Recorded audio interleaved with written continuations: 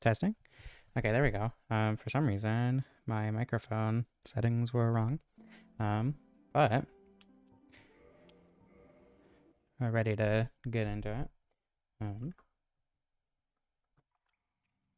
Right, so I'm not sure whether to just go ahead and buy this weapon from, what's his name? I don't remember his name.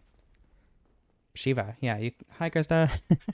I don't know whether to buy this weapon from Shiva, or if I should just try to farm it from, I don't, wearing, or if I should just try to farm it from the serpent mages. I think I'm just gonna buy it. It's 10,000, I want to say, which isn't too steep, so I'm not too worried about that. The stats to wield it are also not that bad. I think it's like 14, 16 or something. Hello, Lamb. Welcome.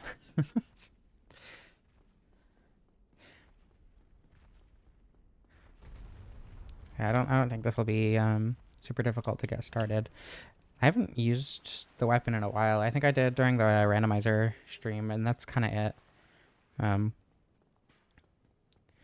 or yeah, well, during the two randomizers I've done, I think I got it both times.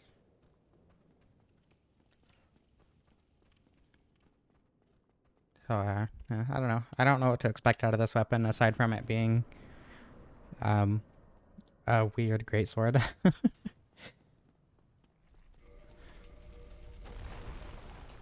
Alright. I have been playing Elden Ring and I just tapped Y to interact instead of A. I'm losing it. Elden Ring and Night Rain. I played both Night Rain and Elden Ring since last time I played Dark Souls. I also have the HUD off. The last time I had Dark Souls open, I was taking a screenshot. Okay. Now we're good. Presumably. Assuming I'm able to talk for this stream too. I set up the poll to figure out what weapons I'm going to be doing stream, or the order of the next weapons I'm going to be streaming with. And I kind of expected it, but the Titanite catch pole is just winning by far by quite a bit. I think it's at like 60% of the vote is for the Titanite catch pole, which is really funny. And it's been like that since as soon as I started the poll. Hello, Eth. Welcome.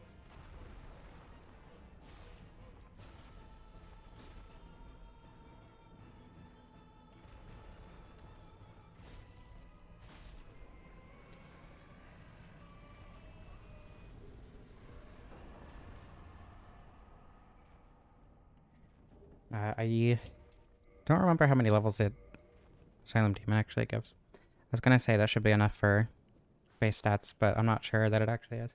I think it's 14, 16.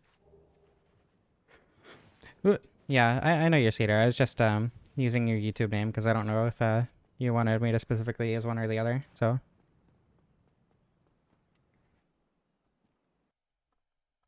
I had to bring my chat to the foreground because OBS was over it a little bit.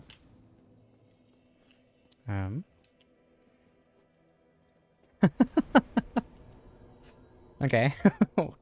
Well, it would appear other people did not know.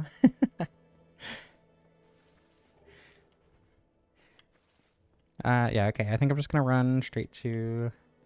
Oh, if I get it from Shiva... Jesus, why can't I remember their name?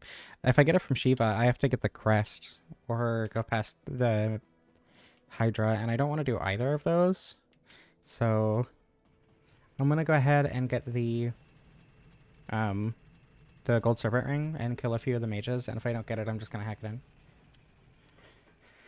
Just because I don't want to have to go through or buy the crest and everything and deal with all that, on top of going all the way to Blighttown before even getting the weapon. So this should be fine.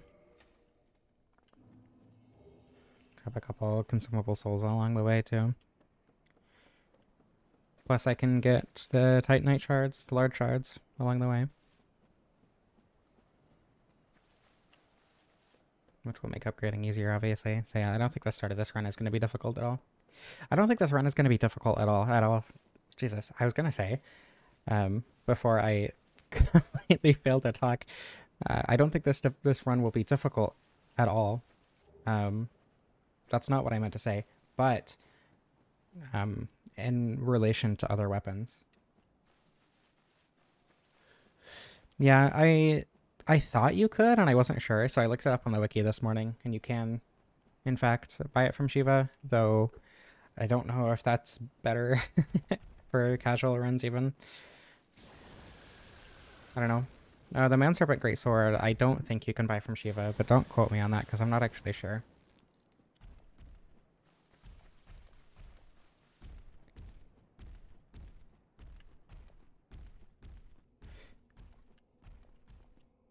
Yeah, with Gold Serpent Ring, and I think it's like, I think without any modifiers, it's a 2% drop rate or something. Doesn't it look completely different in Dark Souls 2? I know in Dark Souls 3 it looks somewhat like a real-life flamberge, but like in this one it's all corkscrewy and snaky, I guess, right? I don't know how crazy it is in Dark Souls 2, if at all, or if it's more realistic, quote unquote. I'm gonna get Grass Crest for fun. This might not end well. Excuse me, please. Excuse me. Oh my god. Thank you.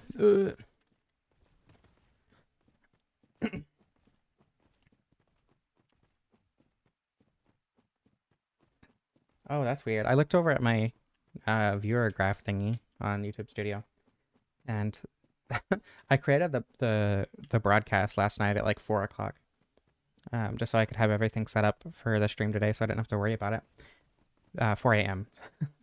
and the like viewer retention graph goes all the way back to 4 a.m. for some reason. That's funny.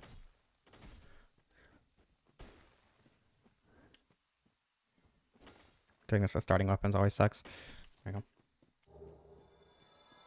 The Royal Greatsword is a flamberge? Well, the Royal Greatsword doesn't do bleed, does it? Yeah, it does look kind of funky in Dark Souls 1. I do like its Dark Souls 1 incarnation, though. I think it looks not the coolest, but the most interesting. I don't know. I think it looks cooler, actually, than the more realistic flamberge in Dark Souls 2 and 3.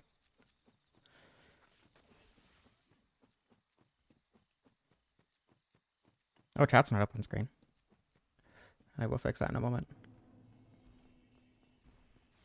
As soon as I get to a safer spot. Not having fun with Dark Souls 2. How are you playing it? Did you specifically build in a way that you thought you would enjoy and you're not enjoying that build? Or are you just like not enjoying the level design of Dark Souls 2? Or how are you engaging with the level design of Dark Souls 2? I feel like there's a lot that can make you either or that can make you very much not enjoy Dark Souls 2. Why is there a giant white line on the chat box? Get out of here. Okay, there we go. That's probably fine. Okay. I'm gonna use this one. Should get me 800 just so I can spend my souls and not take any to die with me in Vincent Fortress.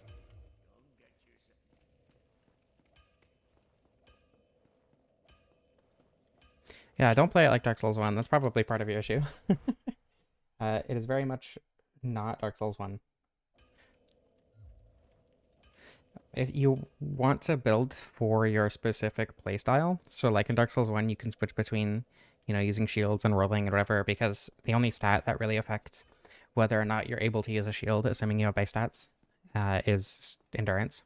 But in Dark Souls 2, switching between shield and rolling requires like ADP and endurance and vitality. So. Oh wait, what am I doing? Oh wait, no, I know what I'm doing. Never mind. I forgot I was setting up for him. Since skip. And you can respec in Dark Souls 2, which I don't know whether or not I specifically like that you can respec, but it does. This might kill me. Very cool. But it does allow for testing builds a lot easier and like switching out of a build you're not enjoying. I believe the first soul vessel you can get, the item that you need to respec, you can get it from the mansion at Majula. So, Yeah, you just really need to make sure you have the right build for what you're doing and everything. I mean, that makes sense if you're engaging with the level design like it's Dark Souls 1. Don't be afraid to heal a lot. Don't be afraid to use their life gems. They're very, very cheap and very, very replenishable. That's probably the biggest advice I can give with Dark Souls 2 level design. No Man's Warp is incredible. That's probably one of my favorite levels in Dark Souls 2. If not just straight up my favorite. Okay, Gold Serpent Ring. Oh, killing Serpent Mages with this weapon I don't think is going to be very fun. It's fine, they're not too strong. Just gonna sprint straight to the ring though first. Not worry about killing them until then.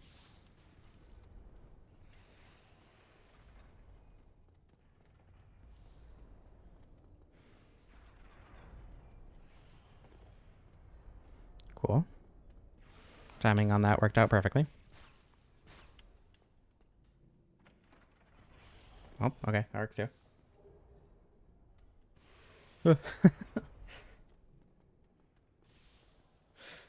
Honestly, the first two levels in Dark Souls 2 are probably my favorite. Like, yeah, I love Forest of Fallen Giants. I love Hyde's Tower of Flame. I love No Man's Wharf. They're just really, really solid levels in my opinion. And teach you Dark Souls 2 very well.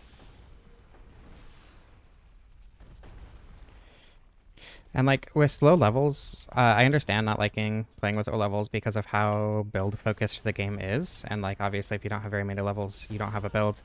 And like playing that way, especially with like low ADP or low endurance, so you can't really rely on a shield, especially before you get, you know, like the Dragon Leg shield.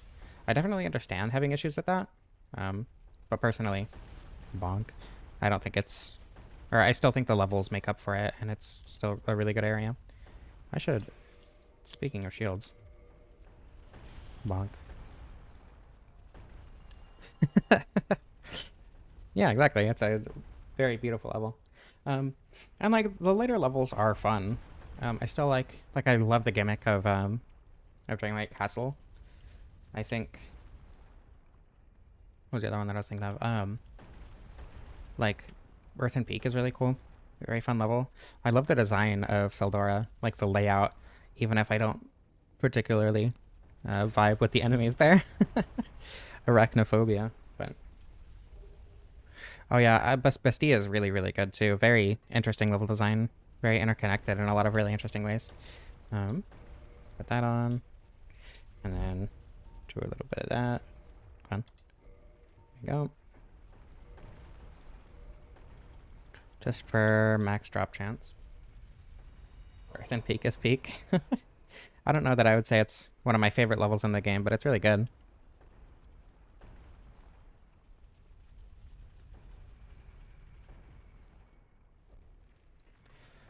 I love Iron Keep. Iron Keep is really, really good. And Smelter is probably one of my favorite bosses in the game. Old Iron King is inoffensive at worst.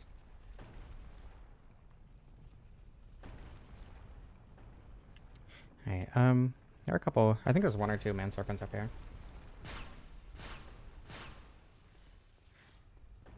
We are enemies now. Because I like Smelter, or because I like Iron Keep? Question mark.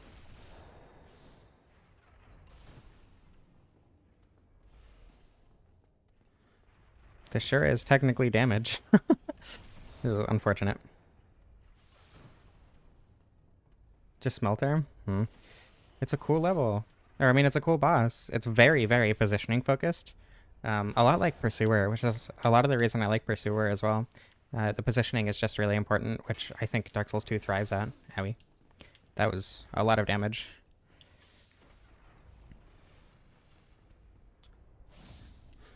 I want to kill this guy so that he doesn't attack me while I'm fighting the mage, primarily.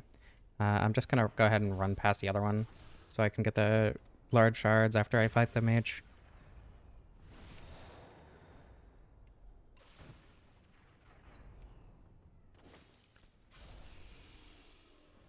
trying to get through a single door like the Stooges. Um, where in Bestie are you referring to? The only place with a lot of the Royal Greatsword guys that I can think of is before the best boss in the game. Why does it sound like there are things running behind me? Okay, this is gonna be so fun to kill all these guys. There is a Smeltist demon. It's in the DLC. Too slow to be engaging? Too slow? I mean, I guess, but everything is slower in that game, right? So it's not like you're just vastly faster than the bosses or whatever. It's more about using, like, again, positioning and strategy and stamina management rather than, you know, pure action game, which I just find vastly more fun. Because spamming roll tends to be pretty easy. Cool range smelter. Pronounced bestie? Yeah, it's a French word. I think it's French. It's like a prison, I think.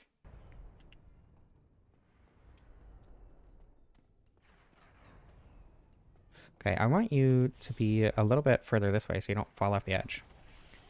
Thank you. I should try to backstab.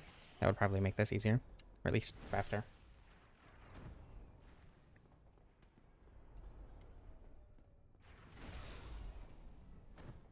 Okay, maybe not faster. Though, hard to make this fast at all. Come on. I really hope one of the early ones decides to drop their weapon so I don't have to... No, don't fall. So I don't have to kill too many of them.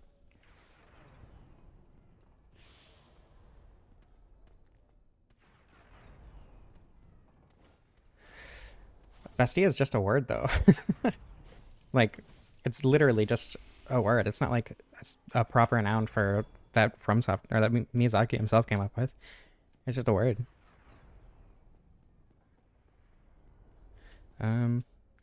Easiest way down from here is probably elevator, and I want to get elevator for later anyway.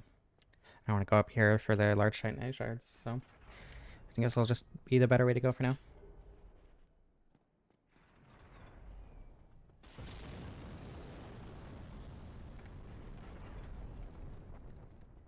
I could buy more large titanite shards as well. Like, I think you need to buy 2 if you pick up the one in Blytown. I think.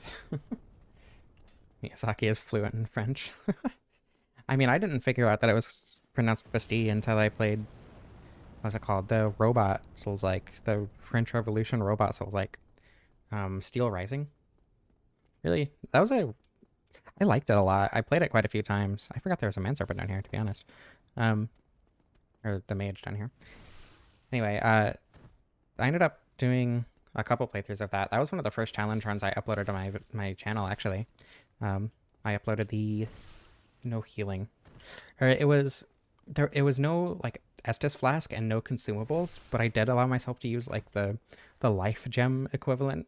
And that was one of the first challenge runs I ever uploaded to my channel. It wasn't like commentated or anything. It was just a playthrough with gameplay uncommented, but it was fun to do.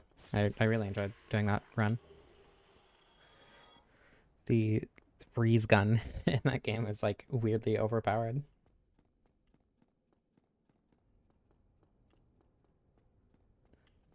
Bastille? I mean, okay.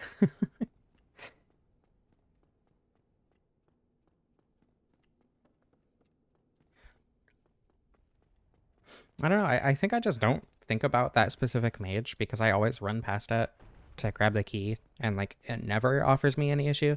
Like at least the one on the ledge next to the axes kind of gives me a little bit of anxiety, you know? That one just doesn't do anything. I think Bastille. I think I said Bastille, not Bastille. Before I learned that it was a French word pronounced Bastille. Right, hopefully this one shouldn't be too difficult to kill. Hopefully I don't end up dying. If I end up dying, I'm just gonna hack it in. but I'm gonna do my best not to.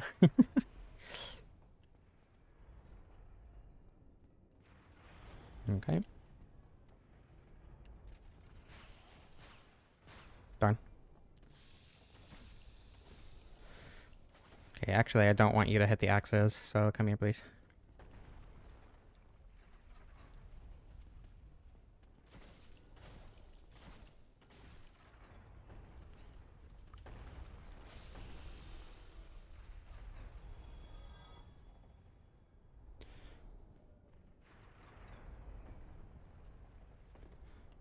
Um, these ones might be kind of an issue since they're all grouped up. Ooh, okay. It did end up being an issue.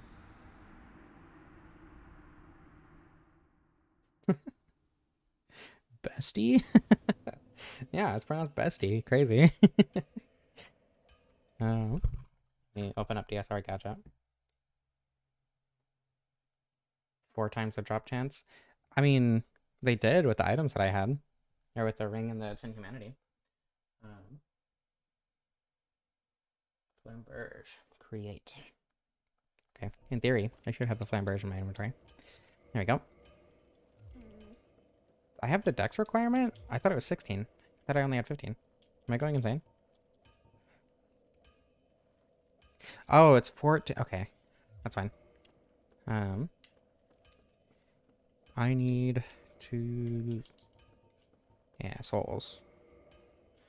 Hello, Ulidas. Welcome.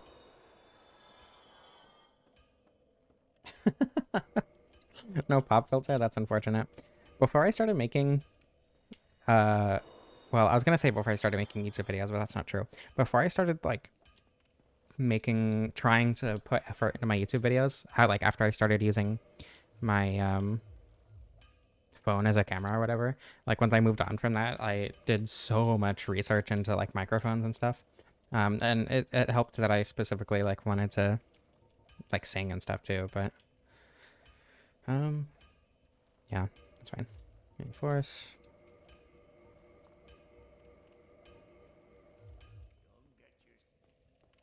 Is that... am I head rolling right now?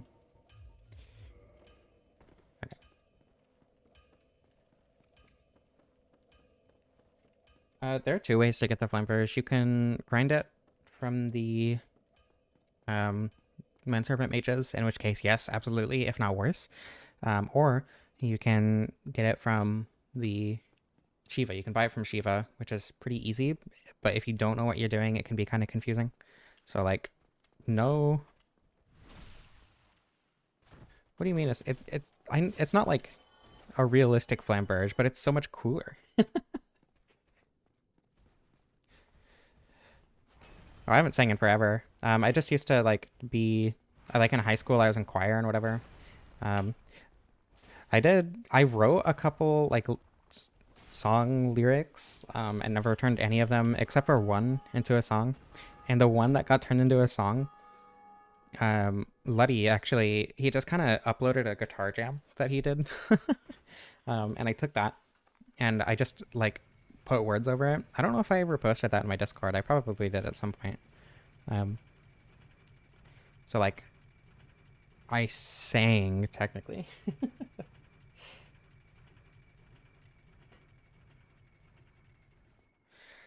I feel like a lot of the Dark Souls 3 single player experience is just farming if you want anything specific at all. Like Corvian, Great Scythe, apparently the Flamberge, all of the Covenants, just awful. I would highly recommend not using AI full stop. AI is just pretty terrible for a lot of reasons. Both because it is just straight up bad and has no artistry whatsoever, and it can't be art for various reasons. But also I don't know, it's just ethically, it's really not in a good spot to. I thought that was gonna kill me.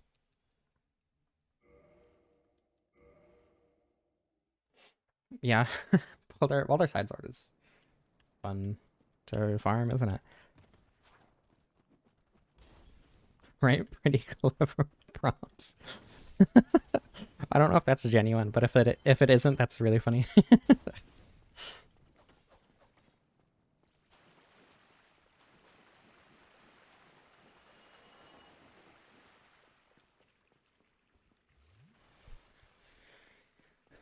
Yeah, like you personally using AI, like in terms of, you know, energy use and whatever, isn't detrimental to the environment or whatever. But when so many people are doing it, it really, really adds up and it's awful.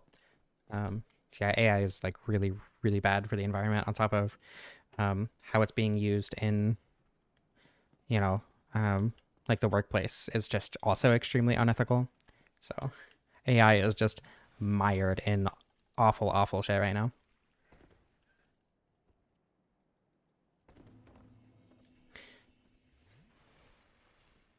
What kind of music do I like?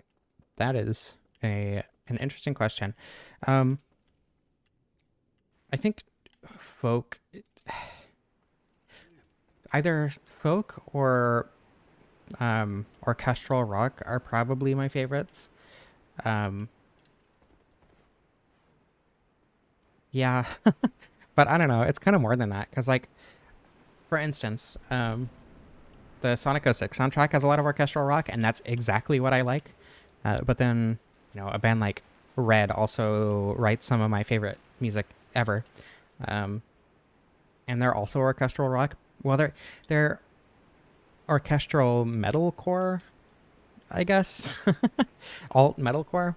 So like, there are bands that I like, and there are songs that I like, but it's hard to say that there's any specific genre that I specifically like. Always, you know.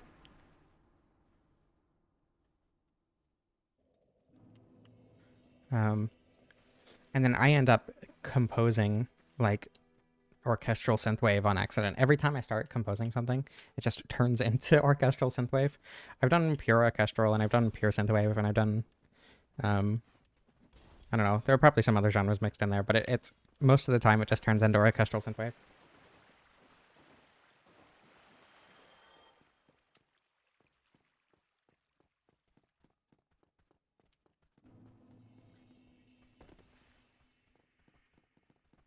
Yeah, indie folk is really, really good. I love indie folk. No, it's not that it was too broad of a question. I just oops. The things that I listen to are just hard to just they're I don't know, it's hard to fit them in any genre specifically. So I think that's more on me than how you asked the question. I also like a butt rock, and I 100% blame that on Sonic. Crush 40 got me into butt rock. I have never in my life heard three of the words in that sentence.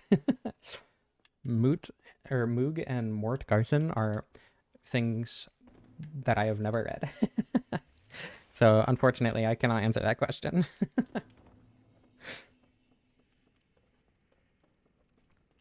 Just from that knowledge, though, just because of the name, just because the name is funny, yes, I do.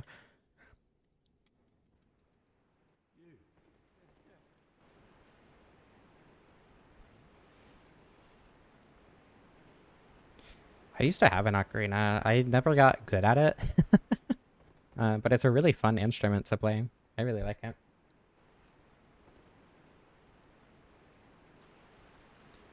Moog City from Volume Alpha. Moog City's pretty good. I don't know. I'm basic. I like Minecraft and wet hands. I don't know. The thing is, the only kind of synthy music that I like is synthwave. And even then, I don't go out of my way to listen to it. It's just kind of what I like producing and composing. So I don't know if I would even specifically say that I like synthwave. I like some synthwave songs is a better way to put it for sure. Okay, just don't get torch hollowed and everything will be fine.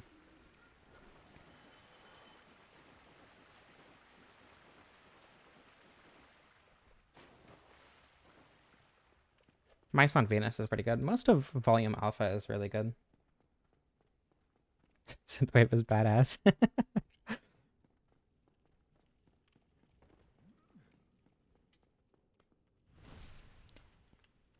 I was gonna say that's good damage, and then I remembered this is a +5. It is decent. That R2 combo is so fast. I've heard that R2 R1, my brace would stop going off, um, is an interesting combo. Huh. I don't know. I didn't do too much research on this weapon, if I'm being honest.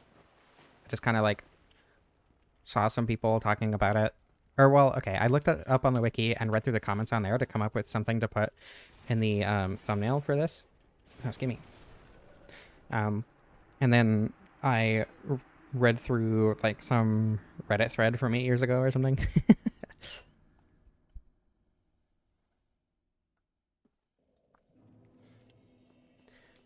Alright, I guess I can go upgrade my weapon and then fight gargoyles. Also, I was gonna say I'll buy the upgrade box, but I don't know that I need to do that right now. With the bleed, stray demon shouldn't be an issue.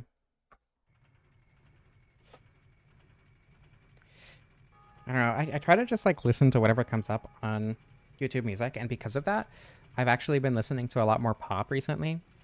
Pop isn't my favorite most of the time, but there is some pop stuff that I really like. Like whenever I listen to, I don't know, Nathan Apollo, pop just kind of shows up. um, well, actually, I don't know if it's technically pop. I don't know. I've been listening to a lot more popular music, I guess is a better way to put it.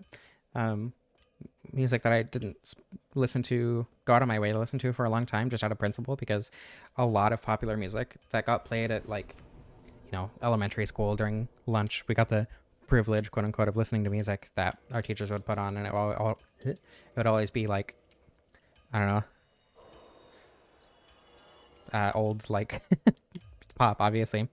So I know, and I didn't like much of that got played, so I always just generally avoided more popular songs through my life.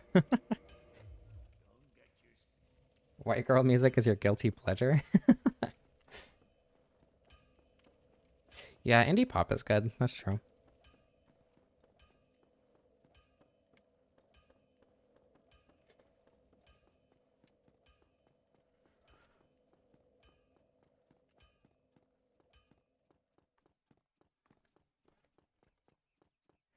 Jazz is probably my least listened to genre, if I had to guess. If I had to put an assumption to what my least common genre that I've listened to is, it would probably be that. Wait, I was gonna go fight Stray, but I think Gargoyles first is probably a better idea. Nope. Like, I want to shred them, but not that much, you know? Oh, that doesn't even one-shot? That's unfortunate.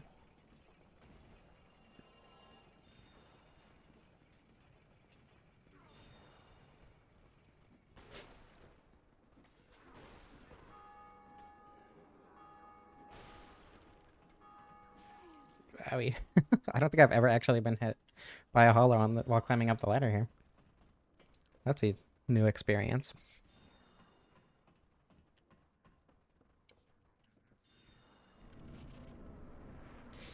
I saw someone say that the flamberge is better than the claymore just because it's faster, and has higher DPS or whatever. But I don't know that I agree with that assessment so far. Oops. That's a lot of stamina. I should be leveling up my stamina for sure. Ow. Or at least using favor and protection for a bit. Oh, that's unfortunate. Please. Everything's fine. Everything's fine. Oh, I didn't think that would hit me. Because it's not straight. That's true. That's a good point. I agree. I should be drinking water. Our water bottle's over on the ground. Okay.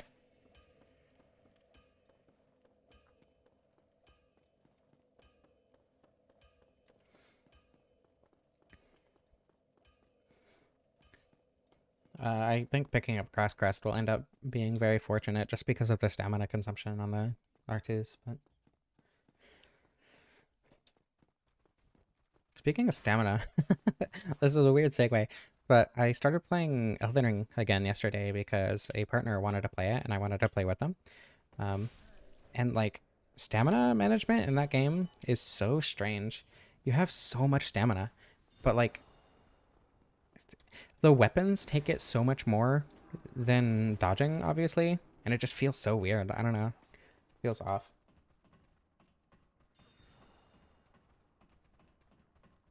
Game over again and left from Zelda 2. That's awesome.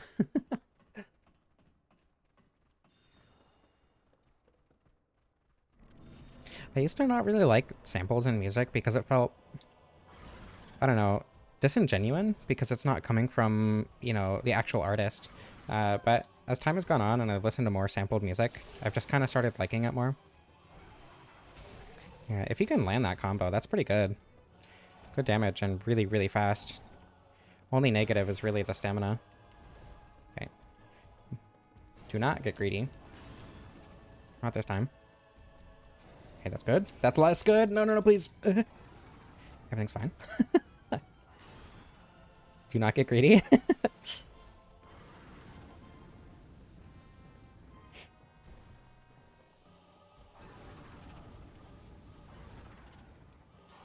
Okay, there we go.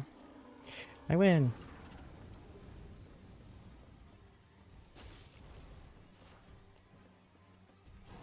Honestly, the thing that got me into samples in music, wow, the R1 is not great compared to the R2. The thing that got me into sampled music, I think, or sampling in music rather, is actually the Sonic Rush soundtrack of all things. Because I really liked a lot of the songs on there. For instance, Wrapped in Black is really, really good. And that just kind of made it easier for me to enjoy sampling because of probably mostly autism, if I'm being honest.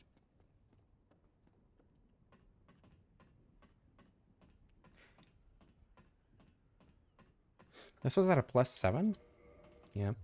Damage is somewhat underwhelming, but I also don't have good stats, so I'm not going to take that to mean anything yet.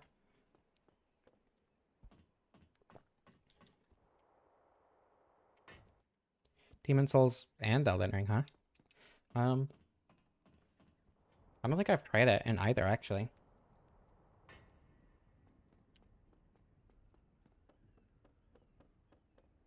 I've been meaning to do more Demon Souls playthroughs, actually. I kind of want to do, um, like, like I did early on with Dark Souls. How good is this weapon as like a full commentated video instead of just a stream? I think that could be really fun. And that could get me more comfortable with Demon Souls generally in terms of like making actual challenge runs for that. I think that'd be fun. Because I do definitely want to do Demon Souls challenge runs. The one I do want to start with though is the one that you have to like turn the broken straight sword into. Just because I think that would be kind of interesting to go to. Is it Defilement? Valley Defilement that you get that from? Going there really early.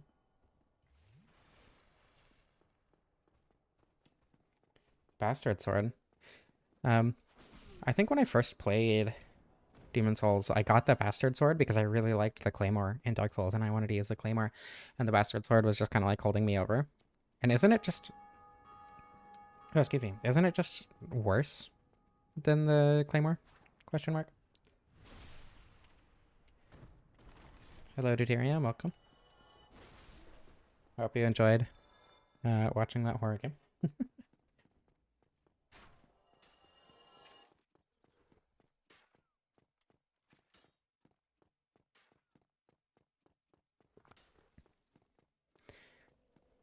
I don't think I've ever seen anyone who says rap doesn't have substance. Personally, I prefer melodical singing, so rap just isn't usually my speed. Um, but like, I understand why people like it, and it's crazy to say it doesn't have substance. Broken Sword and Valley, yeah. Mutant Hammer. Um, I think I tried the Mutant Hammer, but got stuck on Flame Lurker in that run for like a few deaths, and I took a break and I just never went back to it.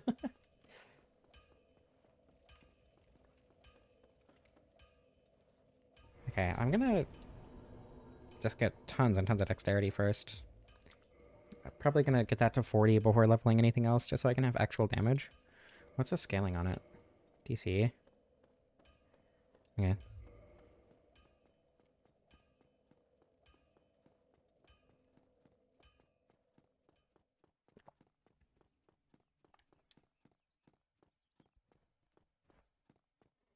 Slightly better strength scaling. That's probably what it was, because I only used it early game. I assume Claymore has worse scaling, but better base. Oh, I didn't kill gargoyles.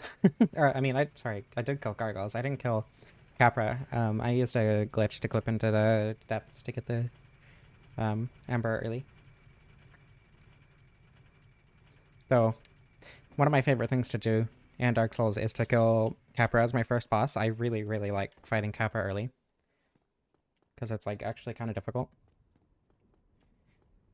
Relatively. B index at max? Okay. So there's the ladder that leads up to the, like, humanity, that wraps back to the beginning of the burg near the beginning, right? Like, you drop down to the alleyway and you go around, climb up that ladder. If you either climb up from the bottom of the ladder and don't move, or if you get on the ladder from the top, climb back up and then turn around at just the right time, you'll end up on top of the ladder, and you can use that to roll out of bounds over the wall. And then from there you can go straight to the depths. You just have to drop on a couple specific parts of the train. Oh, come on. Okay, there's two.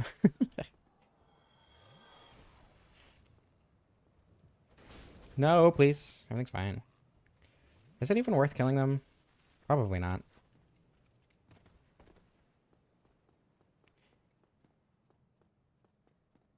No, to get the ember, I got the large ember in the depths. I got the flamberge before going in the depths. How many hits to bleed? Only 3, okay. Just like Dagger. Gonna be a little bit harder than Bandit's Knife. Just because it's a little slower, but I think it's gonna be easier than Morningstar, just because it's probably faster actually with the R2s. But it's also more base damage. It's weak to slash, right? Is the R1 really... I mean... Is the R2 worth it? I guess you get more hits faster, but with that stamina consumption, and you're only getting 30 more damage a hit, I don't know that that's even that worth it, to be honest.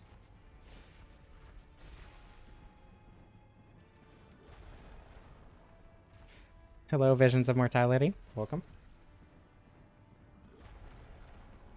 Yeah, there's a very specific spot. If you run up over, so you have to jump on top of Laurentius's room, from on top of the invisible ceiling, and then you have to drop down, jump at a specific point to get over where the shortcut is, right next to the viewing hole for the giant rat, and then from there you can actually go to or from there, you can roll over up onto the next pathway, drop down over to the right, and then you can clip back and bounce from there. You should probably just watch it. I don't know I'm trying to explain it like that. I can't level up right now, anything, so I'm just gonna do this. Dexterity. 30. Morningstar is really fun in Dark Souls 2. I dual wielded a Morningstar one time, and that was a very, very fun run. That was one of my earliest Dark Souls 2 runs, and I had a great time with it. Oops, excuse me. Another reason Dark Souls 2 is just incredible. It's crazy how you can make basically, any weapon viable in Dark Souls 2. At least a lot more so, in my opinion, than the other Souls games. Like, getting through with a broken soup ladle is probably easier than a lot of challenge runs in Dark Souls 1. Like, Ghostblade is just worthless in this game.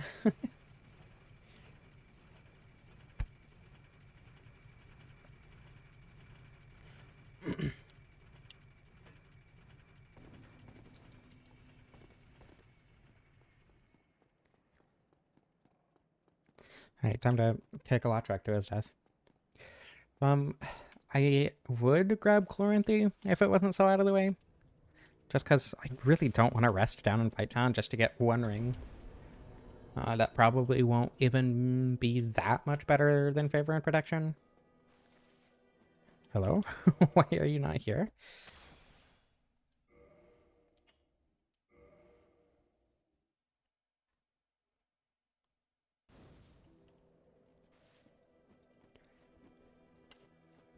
Change the Straight Sword moveset in Dark Souls 2? Question mark?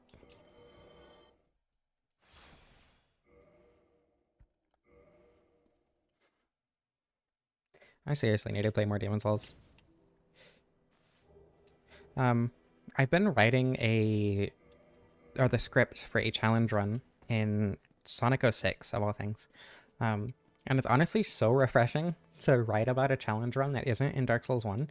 I haven't done too many, like, scripted challenge run videos in Dark Souls 1 recently, just because it's so hard to say the same thing again. And I try to do varied challenge runs to make it easier, but, like, I don't know, how many times can I say I had to hit the boss while not getting hit in different ways, you know? And 06 doesn't, like, have bosses, obviously. So it's just, like, explaining different platforming challenges and methods and glitches and stuff that I use to get through the run, and it's been really, really fun to write about. It's a really fun run to do as well. I haven't speedrun the game, but I think the casual experience is also incredibly fun. I love Sonic 06. Unironically, it is my favorite Sonic game. Okay, there are a lot of glitches. However, while there are probably more than Sonic Adventure 2, in my opinion, they are less egregious than Sonic Adventure 2, right? So, like, in Sonic Adventure 2, one of the worst glitches I experienced was just, like, clipping through walls and then dying. And it was so frustrating because I'd go along the normal path, but I'd be going slightly too fast because I was too good at the game or whatever. Even though I suck at the game, that's not the point. I say I suck at the game. I've gotten a lot of A ranks. Anyway, point is, I would be going too fast through the intended, like, route of the game and just clip through a wall and die. And there was nothing I could do about it, right? In Sonic 06, there are a lot of glitches that will just kill you, but 99.9% of them you have to go out of your way to make happen in the first place.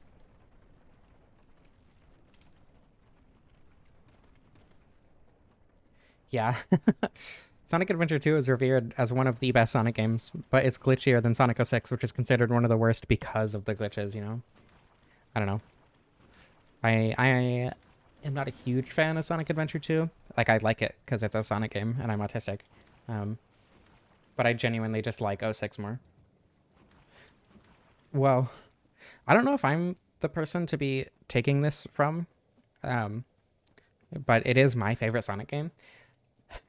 You know? So it's like, no, I think it's significantly better than most people say, actually. But again, I am the person who likes Sonic 4 Episode 1.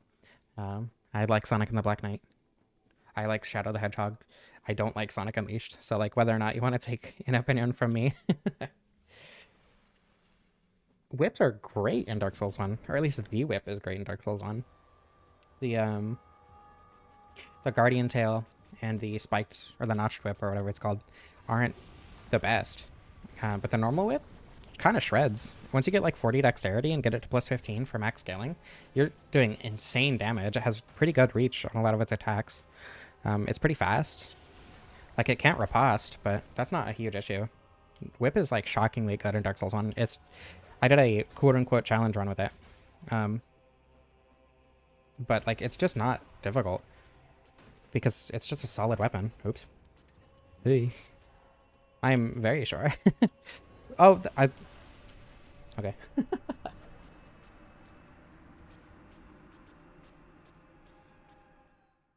Yeah, Sonic and the Black Knight is awesome. The biggest Sonic fan? I don't know about that. I'm a pretty big Sonic fan, but biggest might be a little bit of a stretch. Giving up riposte is too much. Yeah, I understand that. The only thing it really affects for me, though, is Black Knights, because most of their enemies, ripostes aren't crucial at all to my fighting style with them. It is a little annoying with Gwyn, and Gwyn was the hardest fight in that run, but, like, it really wasn't that bad. RTSR is also crazy on whips. Sonic Colors.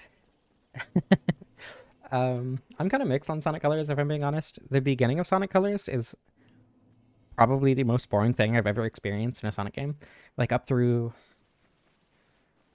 I don't know, like the first half of the game, honestly. Starlight Carnival, I think it's the third level in that game, the third planet or whatever. Um, Up through that level is just kind of boring. But like Planet Wisp and beyond, I don't know. Actually, I don't like Planet Wisp that much either.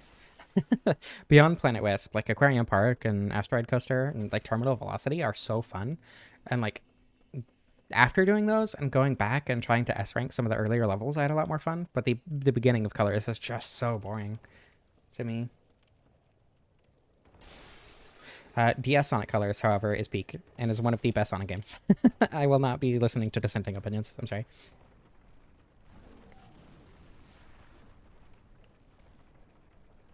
I don't think the whip can riposte in any game. I don't think it can in Elden Ring either.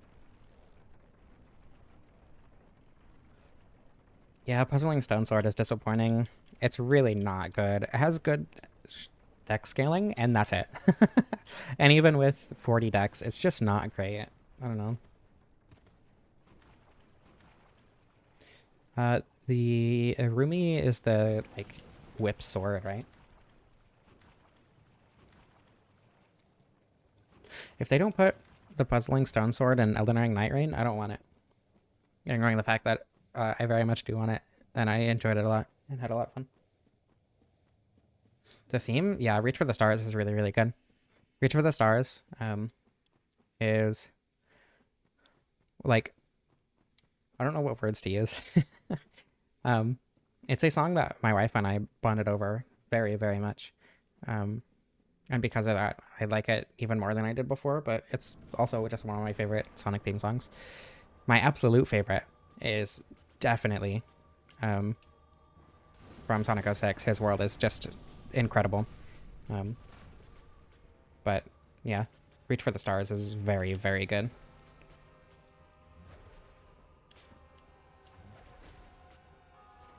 Whip can crit in Dark Souls 2? Huh. I did try out Night Rain, yeah. I played the network test, and I had a lot of fun. I really loved it. I think the R1s are better DPS, just because of the stamina use so far. Maybe once I get like 40 stamina or whatever, 40 endurance. But for now, if I get the time to do the R1s, I think those are just better.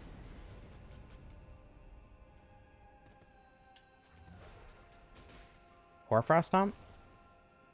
I mean, they nerfed it in base game, right? I don't know how nerfed it was in Night Rain, because I never used those. Flame of the Red Wings did insane stance damage, all right, base game. Owie. Ooh. Okay, I win. Assuming I can, yeah. Cool.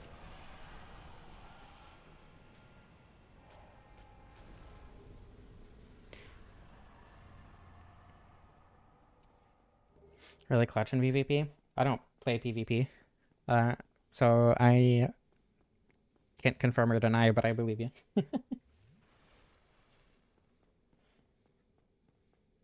Well, didn't Hoarfrost do a ton of damage anyway? Did Ghost Flame ever get nerfed? The one on the death sword? What's it called? Like the cane thing that you get from the bird in Kaylin?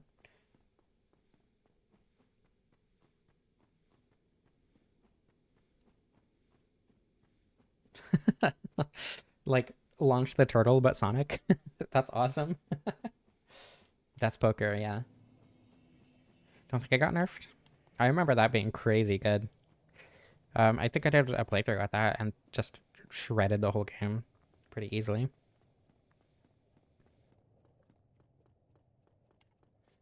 I played a lot of, specifically just like Sonic fan games generally, not only Flash games, but I did play like Sonic Flash was really, really good. I remember loving that one, among others.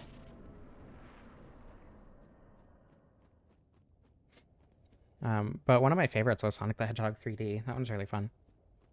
I don't think that ever got finished, unfortunately. I never played Robo Blast until recently, but that one was fun too.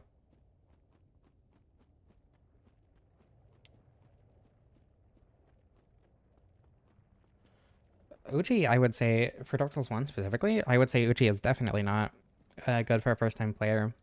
The Black Knight weapons are easy, but I would say give you, or are good rather, but give you a wrong impression of the game, in my opinion. Um, I mean, Claymore is also pretty solid. I think Claymore is just like a very vanilla weapon and would be good for a first-time playthrough. That's what I used. But it is also a quality weapon. I guess that means if you spec'd into Dex before getting it, it's not that big of an issue, though. I don't know. It kind of depends, because you're not going to be like maxing out Claymore in your first playthrough, right? There are a lot of solid weapons in Dark Souls. Claymore, I would say Claymore, honestly. Gargoyle Halberd is extremely powerful, and it goes even crazier if you're able to get a buff on it. But whether or not that makes it a good first playthrough weapon is debatable.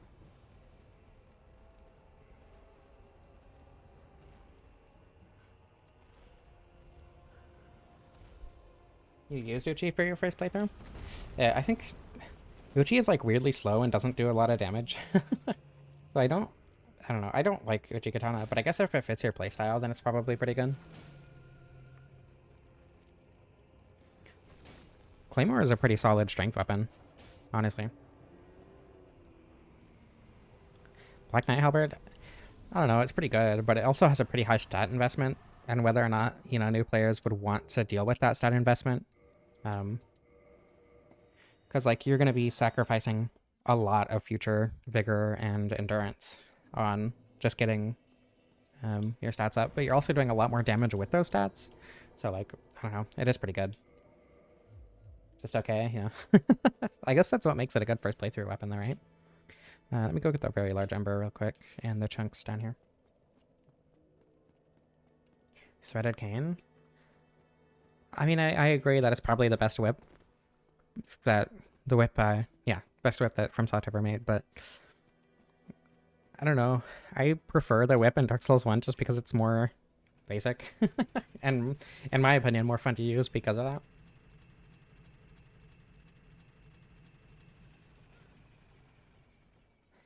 Yeah, Balder Side Sword is really fun. It's a very, very strong weapon. Great Scythe is also pretty fun, though. Hand Axe is good. I don't know. Katanas aren't necessarily bad, but they're not anything special in Dark Souls 1, in my opinion.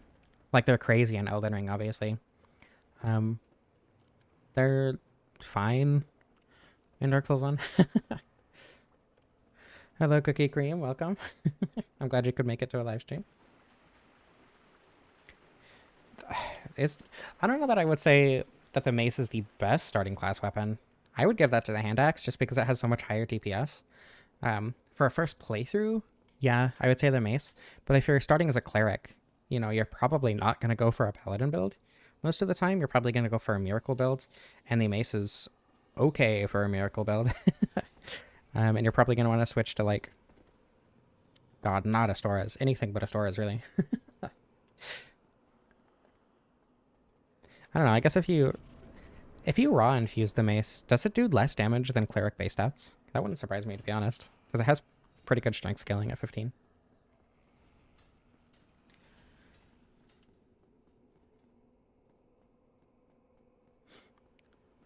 Longswords are kind of underwhelming in Dark Souls 1.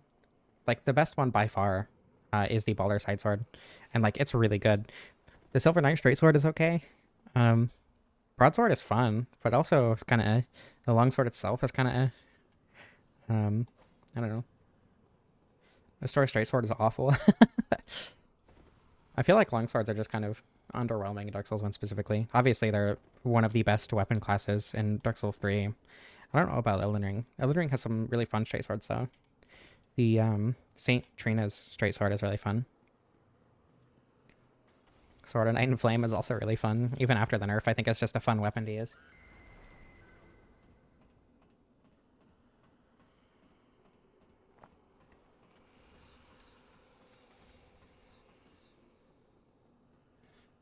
Katanas get counter damage in Dark Souls 2? That's weird. Oh yeah, Baldur's Side Sword is really long too. I forgot about that. But also just like the damage on it is insane. I want Dark Souls to be finished. It is finished. I mean, it's not technically finished. Like Izalith, obviously wasn't what the developers wanted it to be. But I really, really like Lost Izalith. It's honestly one of my, not one of my favorite levels in the game, but I like it the way it is, honestly. Demon Ruins is inoffensive at worst.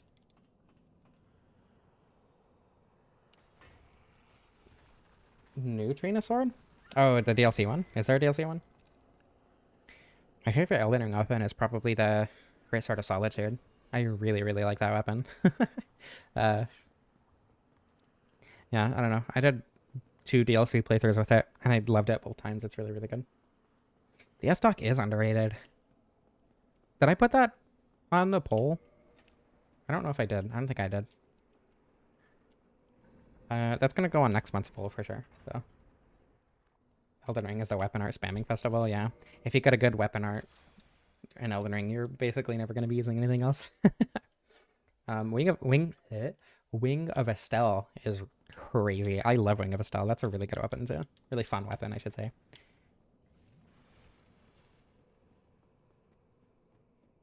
Nope. There we go.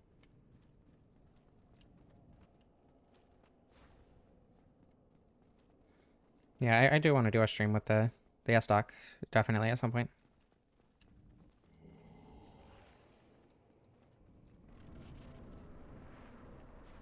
The S-Stock weapon art is the best move in Dark Souls 3. L2 stick, that's funny.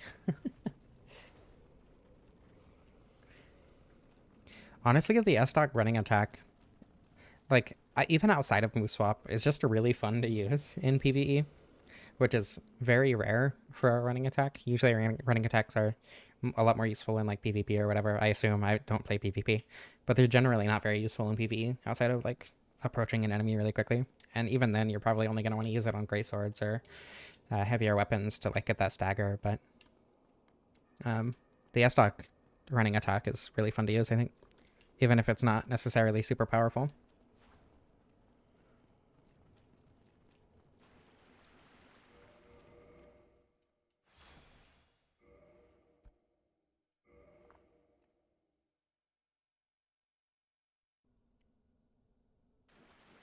Zweihander running attack? Yeah, that one's funny. Alright, let's see if I can avoid dying to you. Yeah, Partisan is one I don't think I've ever used it. In my cosplay run, hey, a chunk, nice. In my cosplay run, I used it, or I was going to use it. I intended to use it for the phalanx guys, but I ended up getting the normal spear because I guess at the time that I recorded it, I didn't know they used the partisan, and some commented that. I was like, oh my god, yeah, that's not even the partisan. So I've never actually used the partisan. Demon's Great Axe is just better. For move swap, I think S-Stock is also better, but that might just be because it's easier to collect.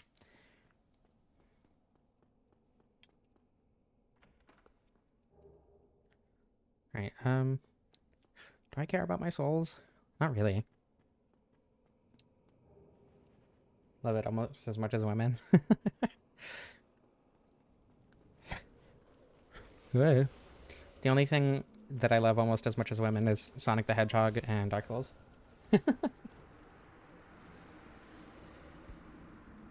Maybe I should add Partisan to next month's poll as well.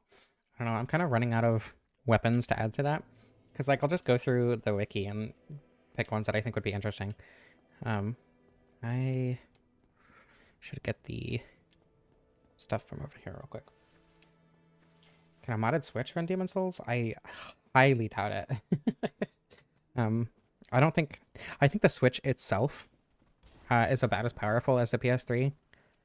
And then, obviously, to run a PS3 emulator, you're going to have to be way, way stronger. So, I do not think so. Maybe base PS4. I don't remember how strong the Switch is, if I'm being honest. No, weaker than the PS4, huh? I don't know. Don't listen to me. Steam Deck can technically run Demon Souls. That's true. I don't know how solid it is, actually. I don't think I've tried playing Demon Souls on Steam Deck. Steam Deck can also technically run Elden Ring at like 30 FPS. It's actually shockingly solid. For me, because of the form factor of the Steam Deck, the 30 FPS didn't really bother me when I played what little I did of Elden Ring on it. It was a weirdly solid experience. All right, let's see if I can avoid dying while dropping down here. Oh, nope.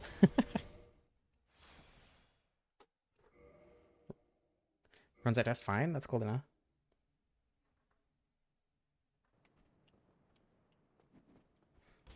I think I actually have Demon Souls on my Steam Deck, but never actually ended up playing it on there. Yeah, 30 FPS Elden Ring is very fine.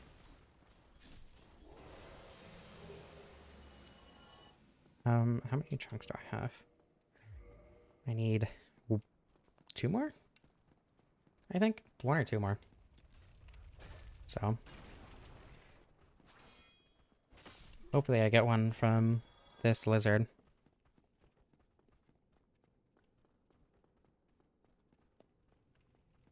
Yeah, I'm really hoping the Steam Deck can run Night Rain. I don't have my hopes up, but it would be very, very nice.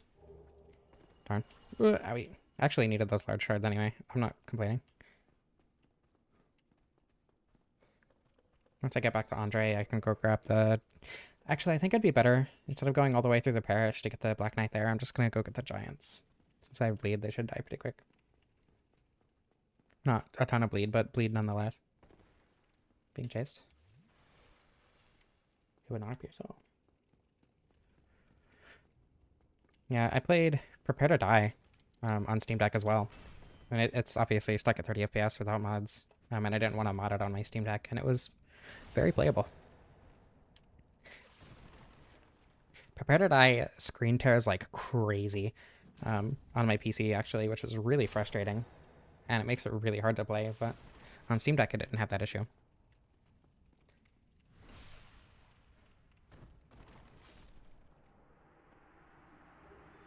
Okay, I can put that on and actually equip some armor. I probably should or could have equipped armor before, but cool.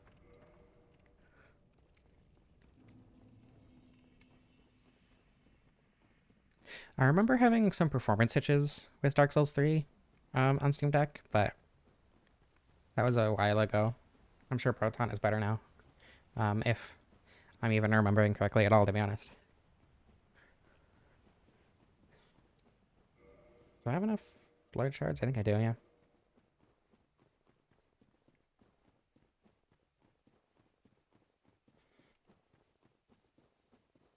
I don't know. I don't use my Steam Deck super often, just because there aren't many opportunities for me to. But now I take the train every so often, and it's like a 3-hour ride, sometimes 4 if the delays are bad. So it's nice to take my Steam Deck on there and just like play games the whole time. Gold Hemset is really good. It has really, really good resistances. It doesn't have great physical resistance, but that's not really an issue most of the time. As long as you don't get hit, I guess.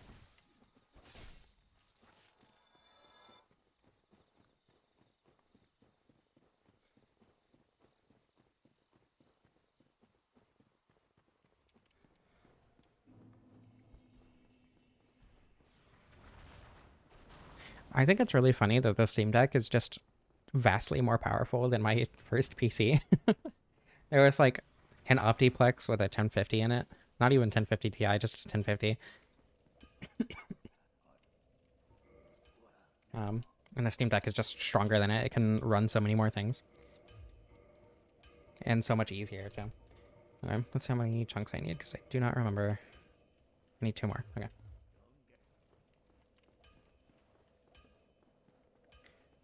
Why does what look like what?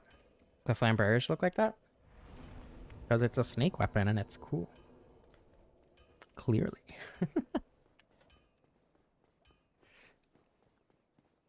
Right, the run back through sends should be less painful.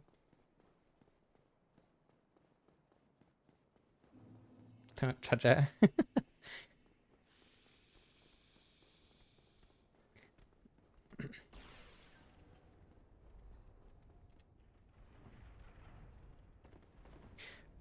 Where do you get it in Dark Souls 2? Ceremonial? I thought they had like the edges for something practical. Them being ceremonial does make a lot more sense though, I think.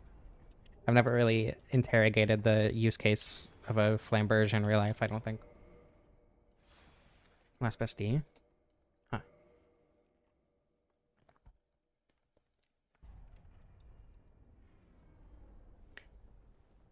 Yeah, if you had told me to guess, I probably would have said like Vengarl or something.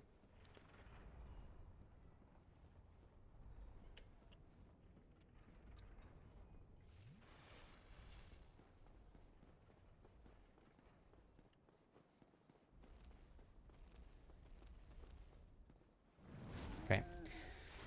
Let's see if I can proc bleed before killing him. 390. That's a lot, actually.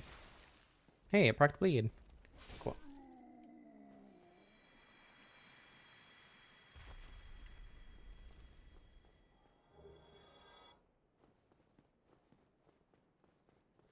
They just had a huge size variance. That's really cool. Less friction when stabbing and slashing. Like, because there's less cutting surface being, or like, being used. Wouldn't it make more friction when stabbing? No, I don't know physics well enough, I guess.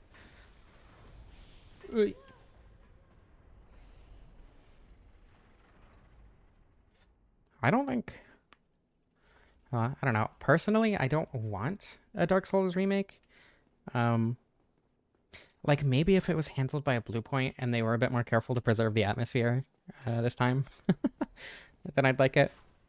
But, I don't know. Dark Souls just has so much, like, charm to it. And, like, personally, for me, probably because of autism, the way it is just perfect to me. There's nothing I would really change about Dark Souls, except for... Actually, no, honestly, if I were given the opportunity to change anything in Dark Souls, I don't think I would. I just like it the way it is. But, like, even with that, you know, even with a remake, I would have access to the original anyway. So, like, I wouldn't complain if a remake happened. It's just not something that I would specifically like to see.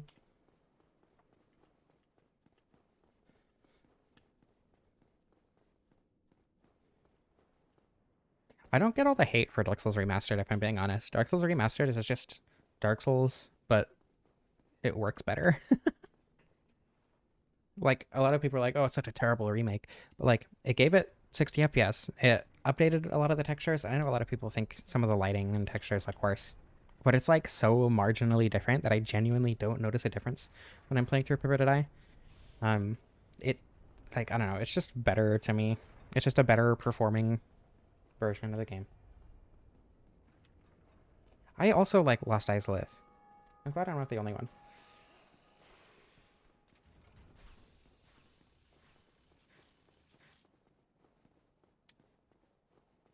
Well, yeah. I assume real flamberge is like a lot more similar to the Dark Souls 3 flamberge.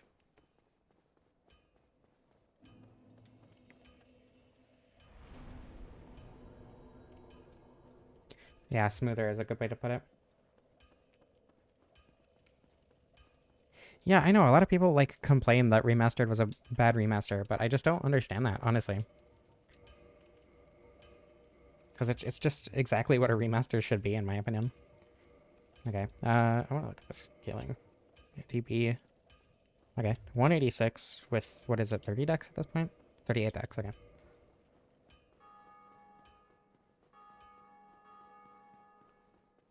That's just Scholar. Hating lighting changes? Scholar was a lot more than lighting changes. Scholar is just a better game in every way. Like, Prepare to Die is a very similar experience to Remastered. Scholar is a vastly different experience from Vanilla. Unless you're making a reference to something that I'm misunderstanding. Got rid of dead angles in Remastered? I didn't know that, actually. Remastered on Switch doesn't even have 30 FPS, though, right? It's just Prepare to Die 2.0.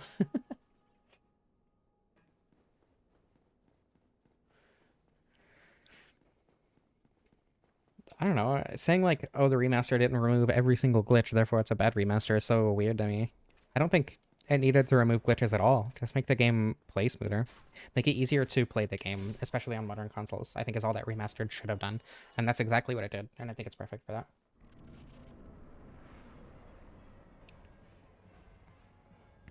Yeah, a lot of lighting in Dark Souls is baked. That makes sense.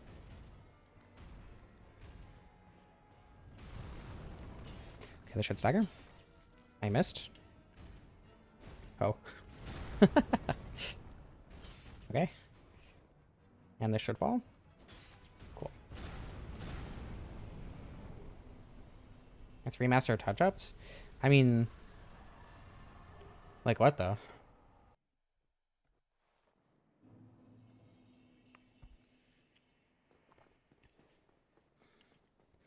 Well, the meme roll percentage in Remastered is just like anywhere between 25 and 29%, isn't it? It's like super precise on Prepare to Die, but it's super easy on Remastered.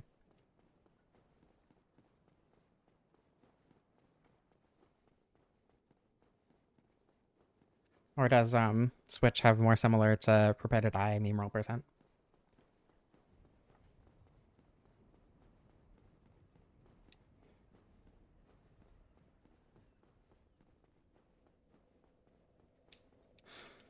Okay. 40 dexterity. Do I need vitality? Yeah. I probably will need vitality.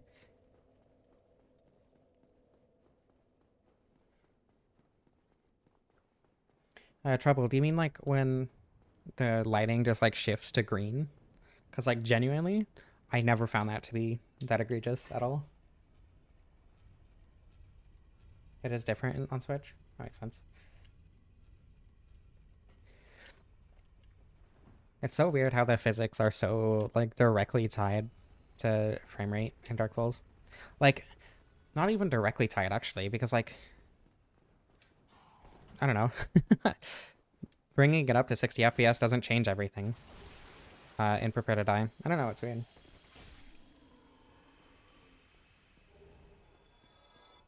Also, we just shredded that gargoyle. I know we're at plus 15 with 40 dexterity, but goddamn. Good damage. Maybe I should get up to 27 strength just for max scaling. Or at least soft cap scaling, right? I don't know. Health and endurance are probably just more important for now. Especially dexterity for that DPS. Also, the name Flame Girl, I'm proud of that one. It's so dumb. But I'm proud of it, and that's what matters. I ran out of stamina, otherwise I would have made the jump. Excuse me.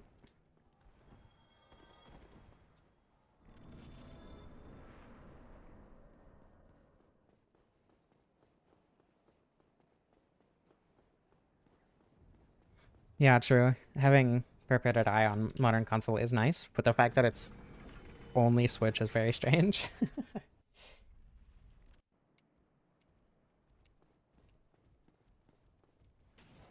you gonna fall? Thank you. Okay, that's not bad damage.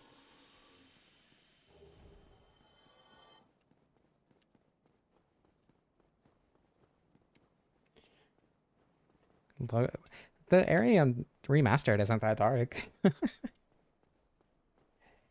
Yeah, it is Dark Souls Remastered, but it's 30 FPS. It still has a lot of the graphics and like particle effects from Prepare to Die. Like there are differences. Like for instance, the bug fixes and bugs that were added are the ones in Remastered, but largely the casual playing experience, especially without glitches and whatever, is very, very similar to Prepare to Die. Prepare to Die 2.0 as opposed to Remastered. Pardon me.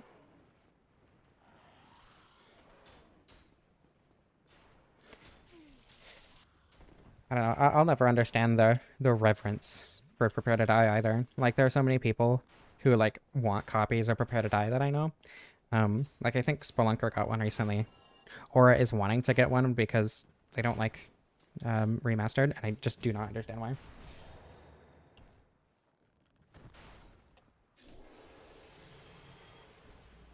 I mean, I have 1,000 hours in Remastered, and like probably, well, if you include Switch, I have at least a couple hundred hours in Prepare to Die. If you don't include Switch, it's probably, I don't know, 150-ish, including Remastered. So like the changes for me are so minor that like, and the positives for Remastered are so major that like I just don't notice the negatives.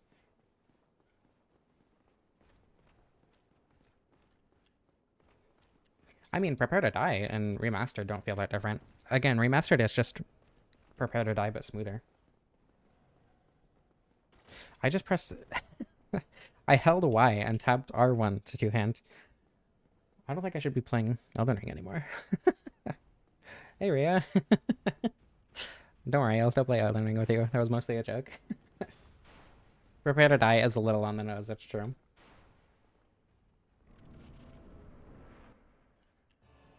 I don't care that Remastered was lazy, though. That literally doesn't change my opinion on it at all. Though what they did to put it together makes no difference for me. I thought he would get stuck on the pillar. As long as the experience is better, it's just better, right? It's not a bad remaster because they put it up for $40 for a full game that was $40 to begin with, right? I don't know. It just does not bother me in the least that it was lazy, quote unquote. The shit stagger? No. That's good damage, though, at least. I should be less greedy, I think. Uh-oh. Ah. Everything's fine. Cool.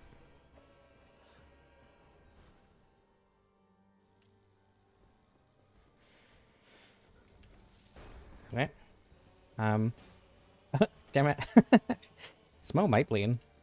I don't know, he's not super resistant to bleed.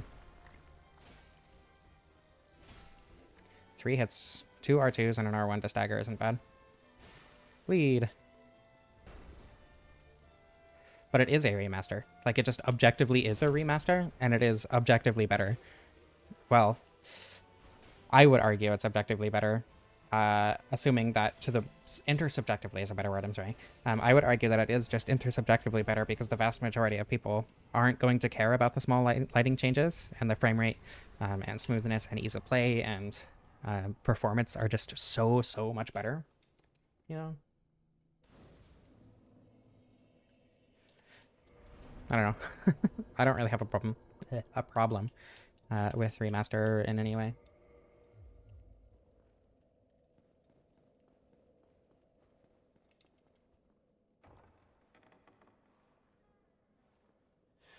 I don't know.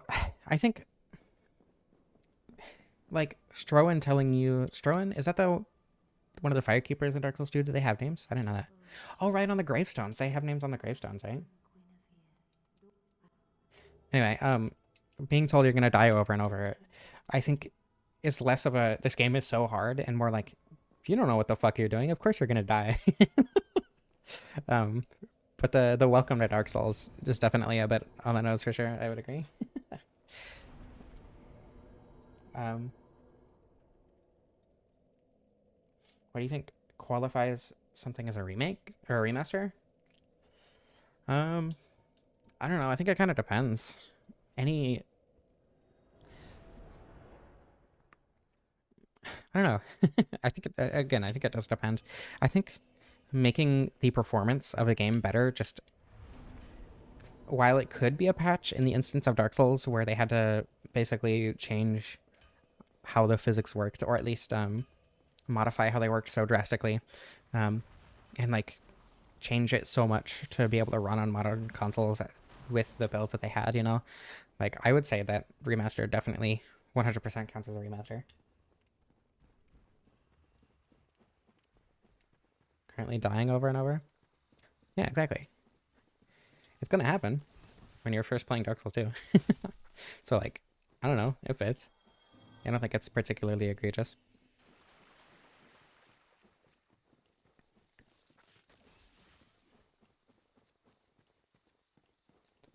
Is a game update or remaster? No, but when they have to, again, when it's a complete rework for different consoles and everything.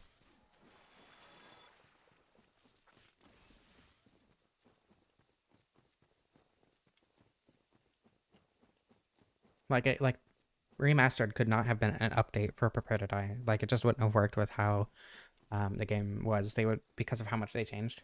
Like I guess technically it could have been an update, quote unquote, but like I don't know. I think calling it a remaster, especially because of how much they actually changed behind the scenes, even if where am I going? I don't want to fight the butterfly.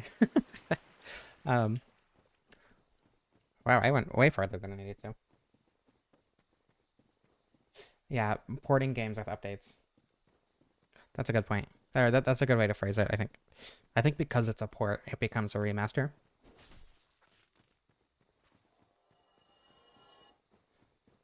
Shrine Handmaiden? The Firekeeper in Nexus 3? Question mark? Oh no, the Handmaiden. Right, the one tied to the chair. I forgot about her.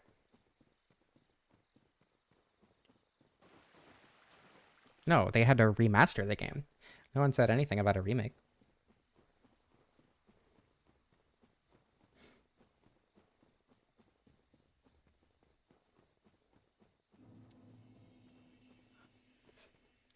Like, for instance, the Blue Point Shadow of the Colossus, the one for PS3, that I think was a remake.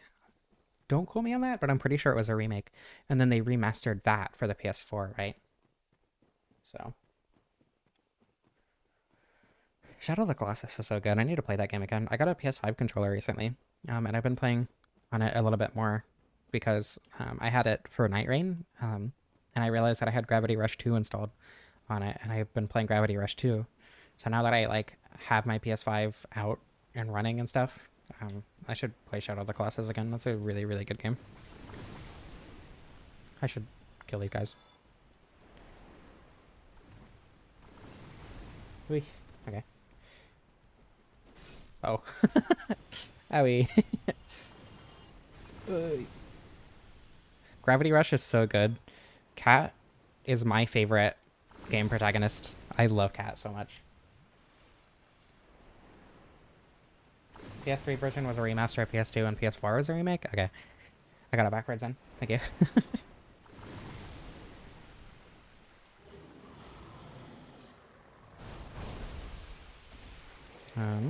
Okay, I should be using jump attacks.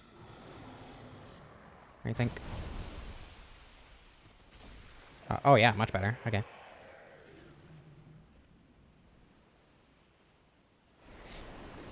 I don't think I am a game protagonist, unfortunately. Oh, hi. I was uncomfortably close.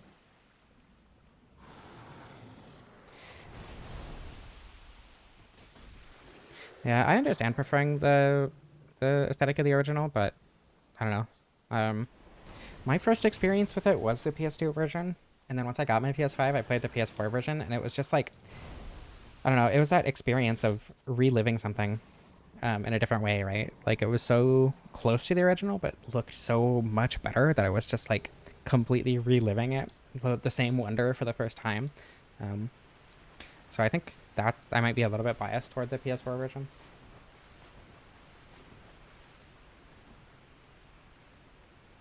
I agree. Like the foil wibbling noise that they would use for there's a SpongeBob gag about it where like I think it's one of the Halloween episodes where SpongeBob puts his hands behind his back and then like separates his fingers. And Patrick is waving the foil.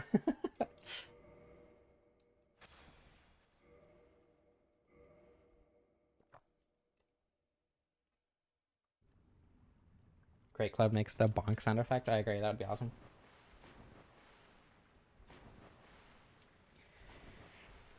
I kind of want to emulate the PS2 version as well. Um, but like, I don't know. I feel like I should play the PS2 version before the PS4 version, but it's also like I don't know if I would stick with it long enough to play through both versions.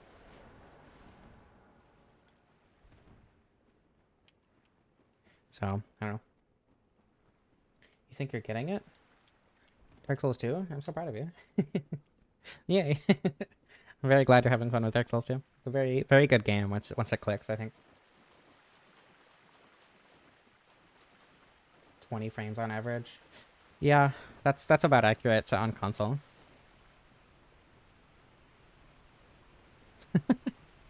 Is Ueda working on a new game? I remember really, really liking Last Guardian. I haven't played Eco yet, and I really, really need to play Eco, but I just haven't gotten around to it. So, like... Oh, right, there was a trailer. I don't remember it at all. Oh, right, with the mech, right? And the explosion and everything? I don't know, I don't remember it very much, but I think I have a vague recollection of what happened. Dark Souls 2 does have some great fashion. I think Dark Souls 2 has the best fashion in the series.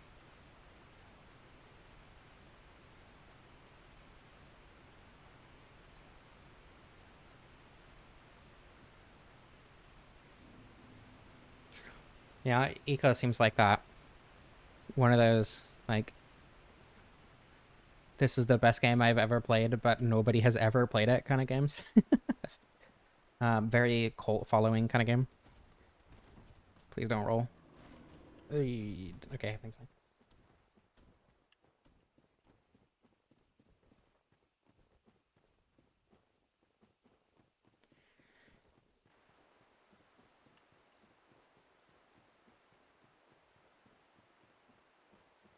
My favorite Dark Souls 2 fashion is the Faram set. I really, really like that one. I liked Last Guardian. I think the story was really cute. I know people thought that controlling or that ordering what's his name? The beast cat bird thing. Um I know people said that ordering it around was a little frustrating, but I don't know. I thought it was cool.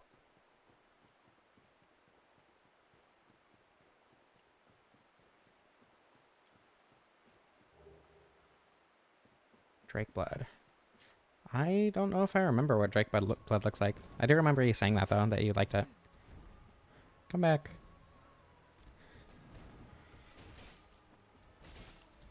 I know Sif isn't like super resistant to bleed. I've gotten her to, or I've beaten her with the bandit's knife a couple times. Like really low level bandit's knife, just relying on bleed procs to get me through. Oh, never mind. Starting sorcerer guide.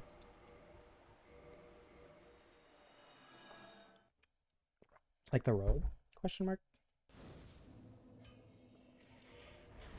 Uh, Give me a little bit of endurance.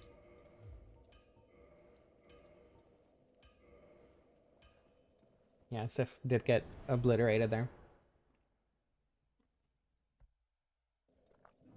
Honestly, I don't think I ever actually saw the box art for Dark Souls 2 before I played it. Because I just like bought it on Steam, Scholar on Steam, and I ended up finding it. And I was like, wow, this looks really good. So like, there's a reason it was on the box art.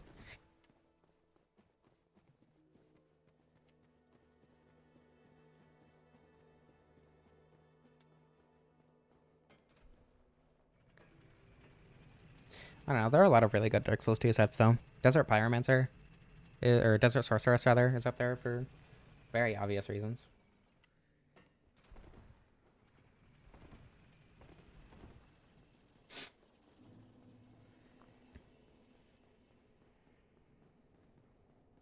Of the things that I haven't done, that I'm surprised that I haven't done in Dark Souls 2, is give the what's her name, the pyromancy lady, that set.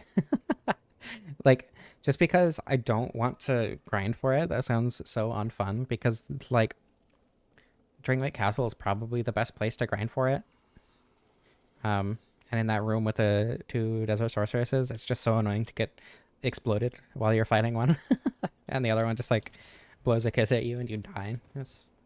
So I've never gotten the full set, but I have worn it on a character. The butterfly set is really cute though. I don't know that I've seen Japanese box art for either game. I probably have at some point. I just don't remember. I should put the ring on. That would be useful.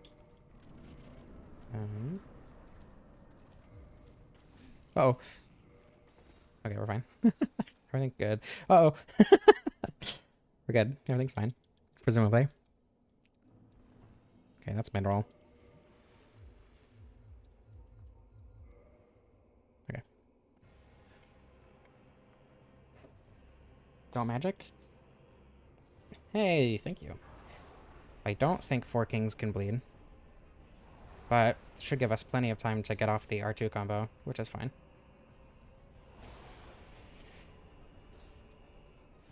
Yeah, this damage is fine. Pretty good damage.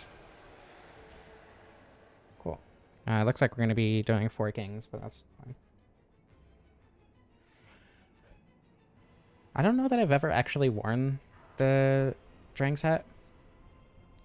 I don't remember. No. No. Why?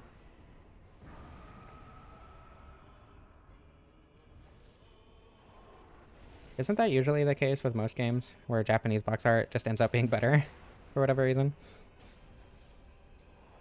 Because of US marketing sensibilities or whatever.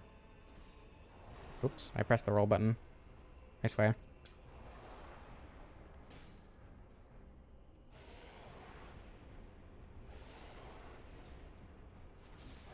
Cool. Maybe 3 kings.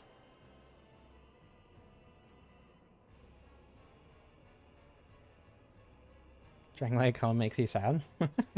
Isn't that the one you get from the giant memory, too? Like, you get so far in the game having only some of the set, and then when you finally get the last piece, it's, like, super underwhelming. And, like, it comes with its entire story to it, too, and, like, this character who's... Yeah. I understand the disappointment for the Drangleic set. Or for the Drangleic Helm. Oops.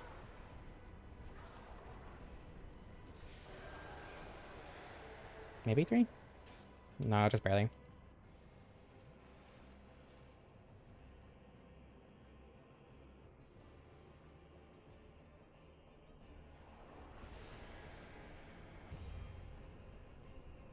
I don't know. I think mixing and matching armor sets is really fun. Like my favorite fashion in Dark Souls 1 is the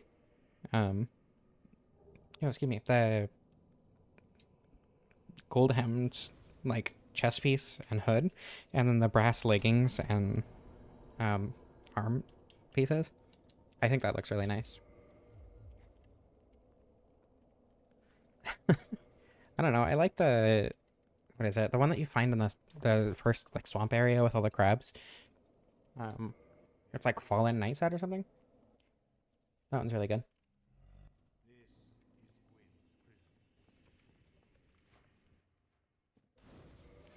I should put armor back on. Don't know how crucial it's going to be, but it'll be nice to have at least. Yeah.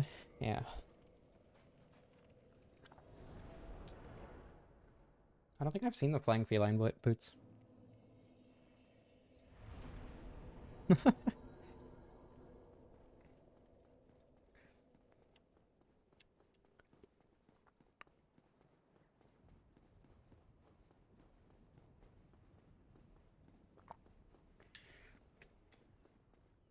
They have paws? That's awesome.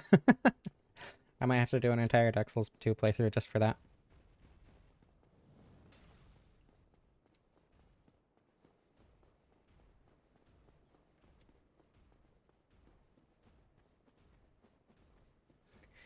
Yeah, I don't usually specifically go out of my way for fashion in Dark Souls 1. But I do really like the brass set. The brass set is probably my favorite full armor set. But I think it looks really, really nice with the gold hem set. I think a lot of armor sets look pretty nice in Dark Souls 1. Like, obviously, there's your basic Knight and Elite Knight set that I think both look really good. But then, like, I don't know, Crystal set looks really cool, I think. The Explorer set, or whatever it's called, the one that you get from... I don't remember his name. The Merchant in the Depths, that guy. Um, the armor set that you get from him at first, I think, is actually really interesting.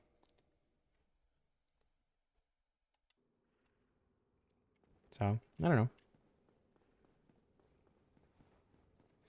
I agree. I think the dancer set looks very strange on players, but I still really like it. And I'm not really sure why, honestly. It looks strange, but not in a bad way to me.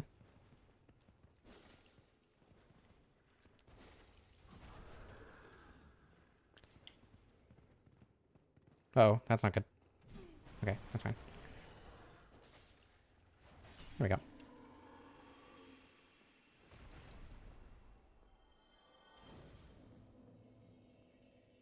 How shiny the grass crest shield looks? You don't like that? Yeah, Dark Souls 3 did not do good with the Faram set. I agree completely. I don't know. I kind of like the shine on the grass crest shield. I think it's fun.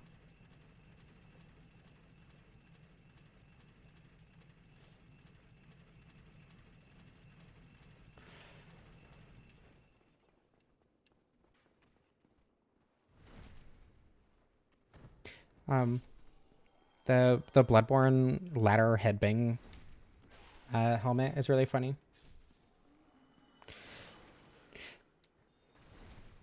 Black knife set is better. I mean, I don't disagree that it's better than the dancer set. I don't know, but I don't know, like design wise, I would say it's probably better than dancer, but reference wise, I definitely prefer the dancer set. The mushroom set. The mushroom set is what I used in Fly Knight. That was fun. Or well, for some of it. I ended up switching over to the Dragonfly Dragoon set. Fly Knight's really good. I know it's not... I don't think it's like super popular. I think Iron Pineapple featured it in a video. But it's like genuinely really fun. I played through with a couple partners and we had a really good time with it. Poor Wilhelm, getting a concussion every time he goes down a ladder.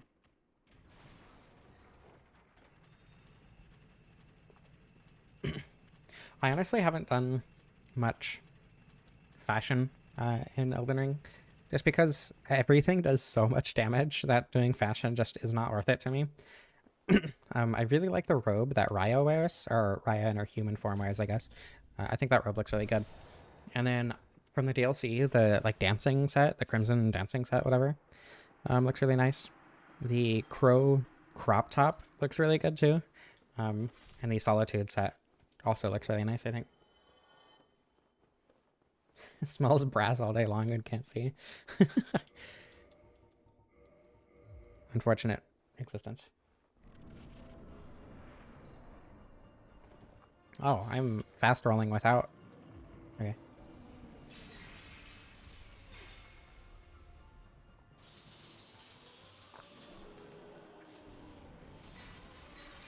Crope top, yeah.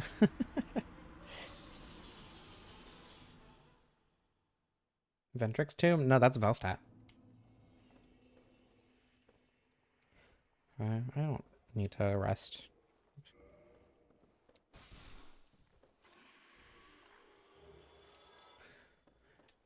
You can actually walk back outside of Seath's fog wall, the first encounter fog wall, and I believe it's the only fog wall that you can walk through in both directions. I'm gonna put on Hornet. Probably a good idea, since I don't need Pebbles anymore. Anyway, if you can still die to like the crystal burst outside the fog wall, and if you're not specifically in the room when you die, you won't get taken to the cell, and I learned that the hard way, and it was very unfortunate.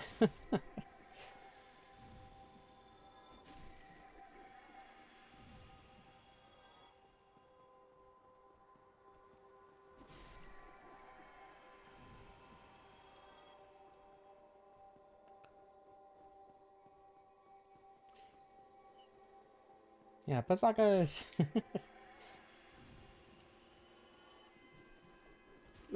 Okay, well, we get the stab early. I was trying to walk past it while reading chat, and that didn't work very well. I guess that means I have to backstab this one.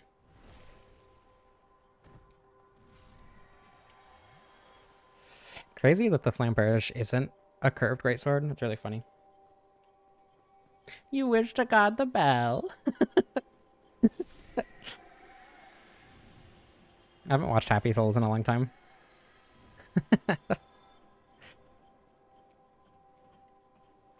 Rakshasa is the dancer set, right? Or the dancing, like sword dancing set?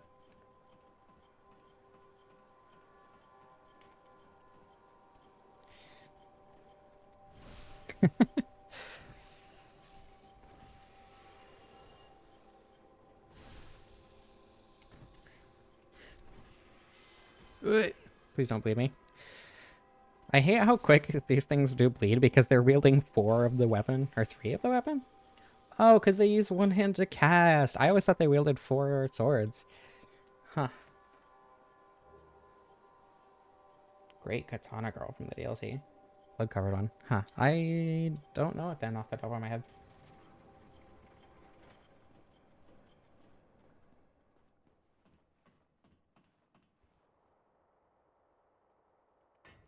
Excuse me, get out of me, please.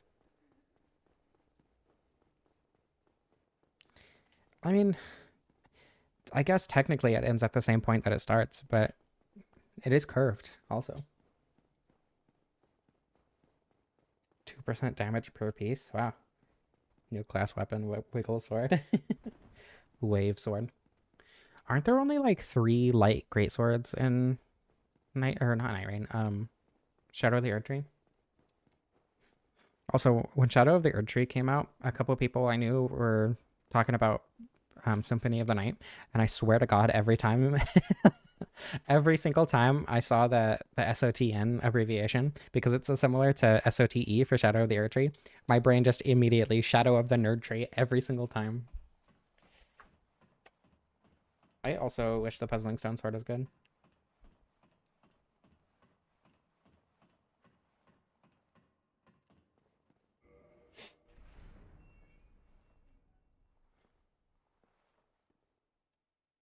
Milady, Ledas, and Rolanas. Okay. Yeah, I figured it wasn't very many.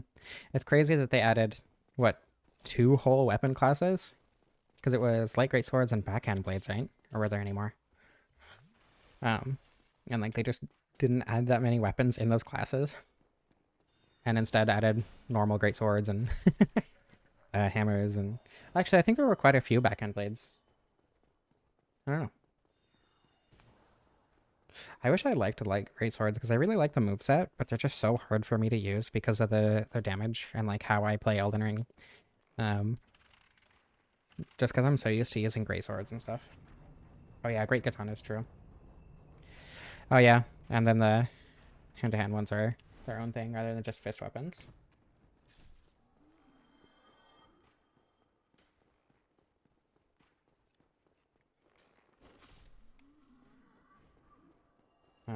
Have a good night, Nikki. Thank you for joining while you could. I hope you enjoyed the stream.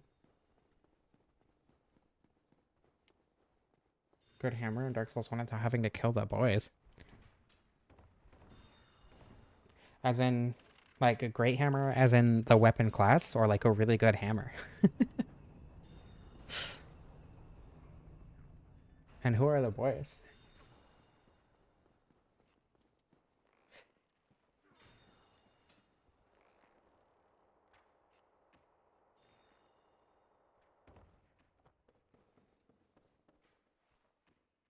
Oh, blacksmith? I mean, giant blacksmith hammer isn't that good. Like, it's really, really good for soul level 1, obviously, but outside of that, like, it's fine. It's not especially crazy good, though, in my opinion. I haven't used the actual normal blacksmith hammer, though. I've been meaning to.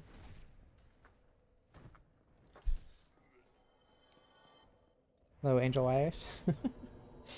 Oh, hello, Lilith. I thought Angel Wires was saying hello, but it turns out that Lilith was saying hello. I'm good at reading chat, I swear. Shield pokes.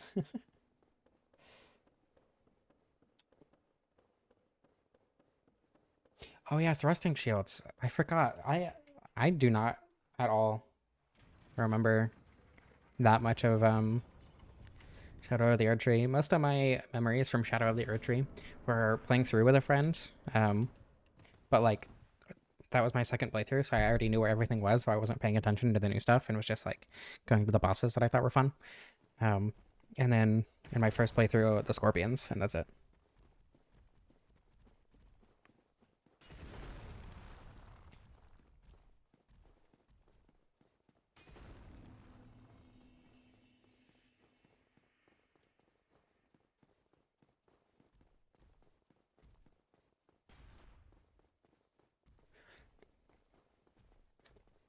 Is Velstadt's a hammer? I guess so, huh? That's cool. Aren't the Smith script weapons, like at least when the DLC came out, weren't they like pretty underwhelming in terms of performance? Like I agree, they're cool, but I remember them not being super great. Oh, did they make them worse? I don't know. I remember there being an update that changed the Smith script stuff at some point.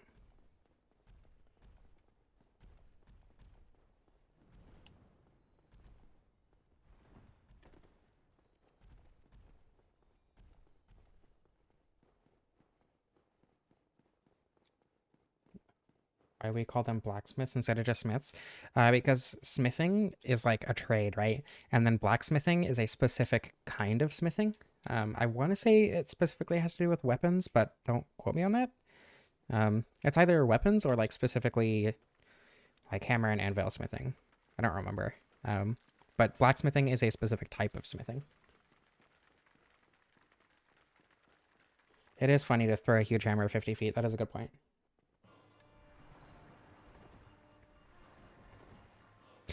Yeah, I hate that Elden Ring handled all the... Oh, this thing is slightly more powerful, so we should nerf it completely. But then also left in, like... That's good damage. Like, they left in so much stuff that's just vastly overpowered, too. Like, Wing of Estelle is still in the game and is still insane. But you're gonna nerf Night and Flame? Huh? I don't know. Elden Ring weapon damage updates just never seemed very good to me in a lot of ways. In terms of, like, balance and whatever.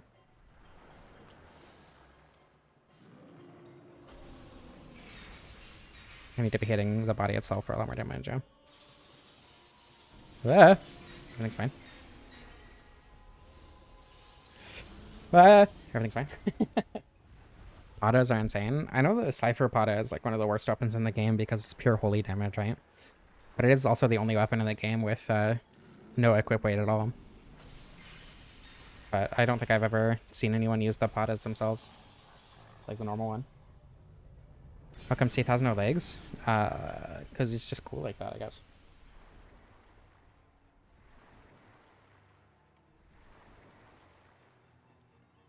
Night Flame was buffed again? I had no idea.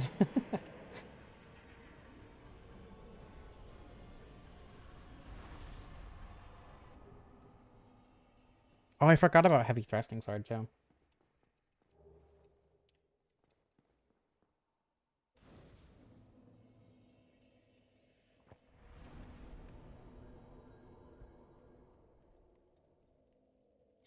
Didn't the Qatar, or like, wasn't specifically the Qatar, sorry, and the Iron Balls, like, weren't they insane with Royal Knight's Resolve?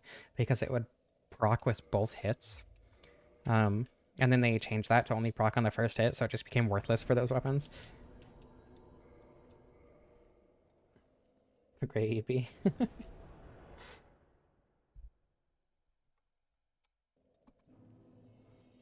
I really want to use the pointy fists. I'm going to go this way first, actually.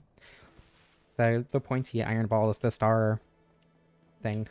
Starfist? I don't remember what it's called. I used it in Night Rain a little bit, but I've never actually used it in the base game, and it looks really fun. Iron balls also seems really fun to use.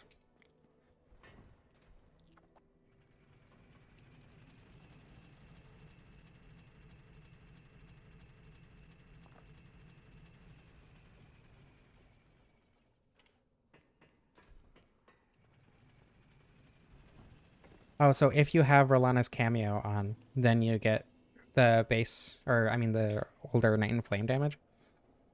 The problem with that, though, is you need to get Rolana's cameo. How do you get that? I don't remember.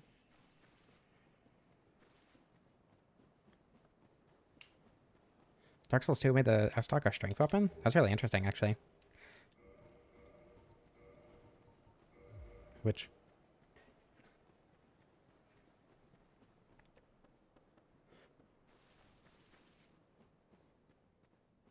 false decision.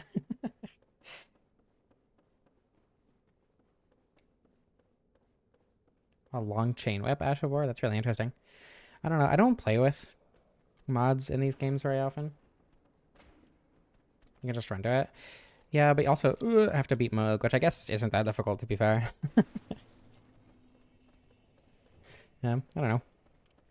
I guess if you, like, get a good lead build, I think with,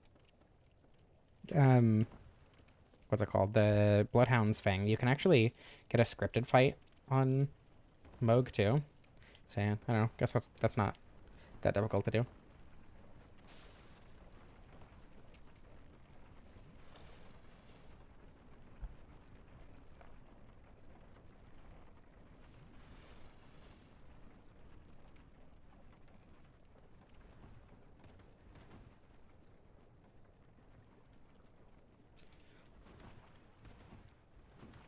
Naming a DLC character Rolana was such a strange choice.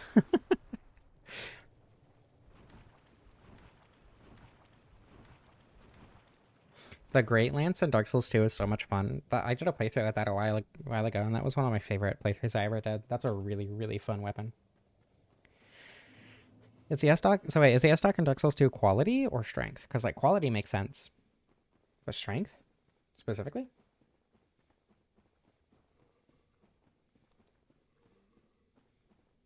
Elden Ring Lance two-handed looks stupid.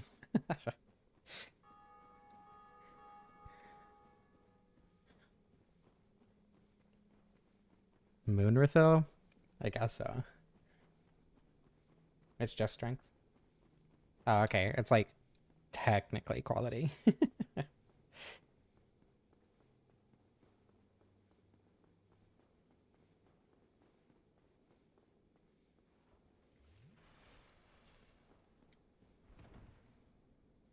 Yeah, I agree.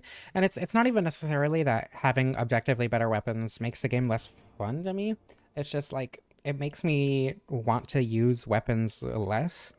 And like in Dark Souls 1, it's fun on its own to me, right? So like I've used so many weapons in Dark Souls 1 just because I enjoy playing the game. But with Elden Ring, I don't necessarily enjoy learning the bosses on their own. Oh, excuse me. So using so many unique movesets just like isn't that engaging to me personally. Um, and especially when the game heavily disincentivizes using a lot of different weapons, just because some of them are just like straight up better in every way, right? I don't know. It just makes it hard to want to use a bunch of different builds, which really, really hurts its replayability, in my opinion. Moonslith.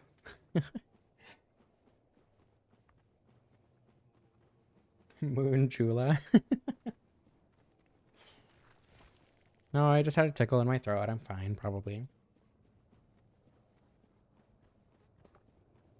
It's really hot in my room, actually. I should open my window. Um, I'll do that in a moment. I'll get through Fire Sage at least first.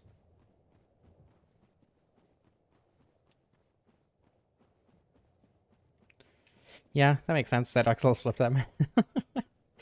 um, I actually only learned that rapiers could slash because of Blade and Sorcery. The rapier in that game is one of my favorite weapons in the entire game. It's really fun.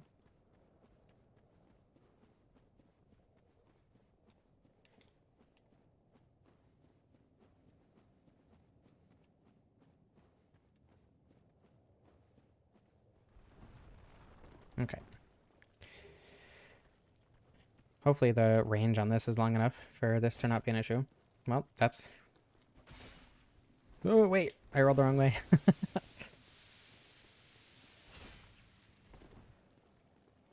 Okay.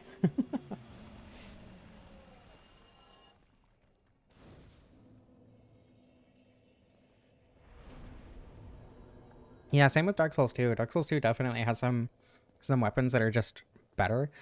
Um, you know, Mastodon Halberd comes to mind, for instance. But it's like you can use anything, no problem. And like Dark Souls 1, the vast majority of weapons are going to be, around the same viability, in my opinion, at least from what I've played. And like you have to shift your playstyle, sure, and the movesets are different, which makes it worth using multiple weapons in multiple playthroughs, in my opinion. But like when it comes to just like weapons being better, there are so few of them.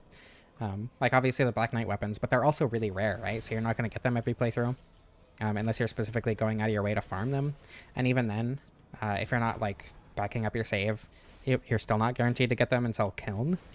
Um, or then like, Gargoyle Halberd is another one that you're not necessarily going to 100% get every playthrough, at least until Anne Orlando, which is, at that point, you're probably going to have a somewhat established build, at least in one of your first playthroughs.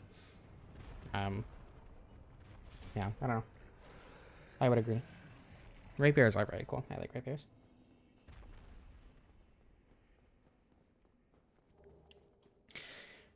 The only time I've beaten Consort Radon twice.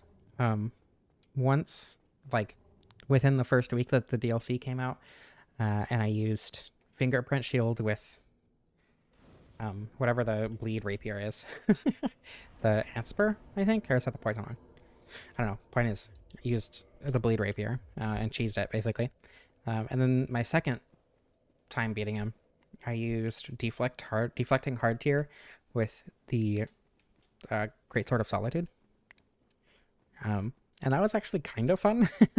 There was definitely a lot of BS, and it took me. I was playing with someone too, and it took me. Oh wow, extra wavy sword. It took me a couple hours still. Or actually, I think it took us like 5 hours to beat him, but it was somewhat fun, which was a huge improvement. And I think that was post nerf as well.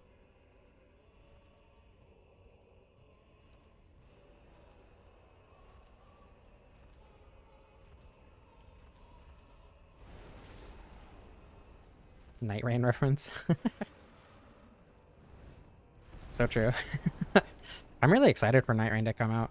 Actually, I want to do. The thing is, the Night Rain video that I released got what, like 250 views, which is not a lot, which is kind of disappointing because I really like Night Rain and I want to do videos on it.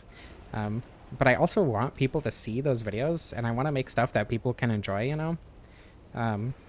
So like, it's kind of discouraging, but at the same time, I don't know, it makes sense because like covering Dark Souls 1 is like kind of just different from covering Souls games generally. So it makes sense that the algorithm didn't pick it up, especially with a lot of bigger channels covering it. But anyway, point is, I want to do like some challenge runs and videos with other creators and stuff in Night Rain, and I'm really excited to play it. I think it's really fun.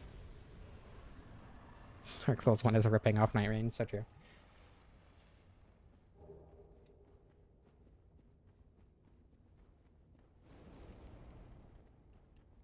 I'm glad you liked it. I thought it was really fun to make and then edit down. A black hole, who put that there? That was probably one of my favorite moments from any video just because it's so out of nowhere. But not just here for Dark Souls 1, yeah. I don't know, I think a lot of it was also just algorithm stuff, not wanting to pick up something different. That's kind of why I made a second channel, so I could start doing Sonic stuff especially, but like, I don't know, I want to do just a variety of stuff on my second channel and give it a chance in the algorithm, make it more variety. Because anything that I post on this channel that isn't Dark Souls 1 or Dark Souls 3 just gets absolutely obliterated in the algorithm. Like even Demon Souls, the Demon Souls Unremarkable and Odd Places, a lot of people were really looking forward to that, like in comments and stuff on the original video. And it got, I think it's at like 3,000 views or something right now, as opposed to the 180,000 or whatever that Dark Souls Unremarkable and Odd Places got. So, I don't know, probably just algorithm stuff, but regardless.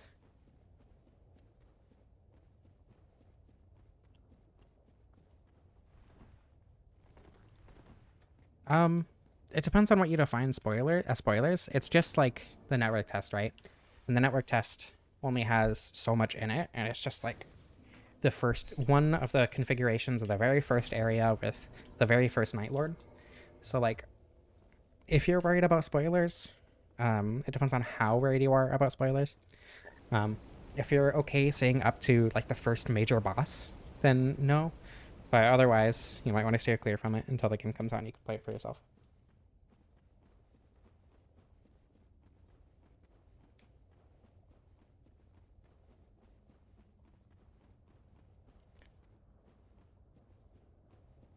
Style, personality, and cozy streams. I'm glad that I can be described as having style and personality at least. And I'm glad that the streams are cozy. That's kind of what I go for. Oh, excuse me. I wasn't looking at the screen. I was trying to read chat. Dark Souls 1 or 3 boss ever get a nerf? Did any I didn't know Dark Souls 2 bosses got nerfed. What got nerfed in Dark Souls 2? I assume between Vanilla and Scholar?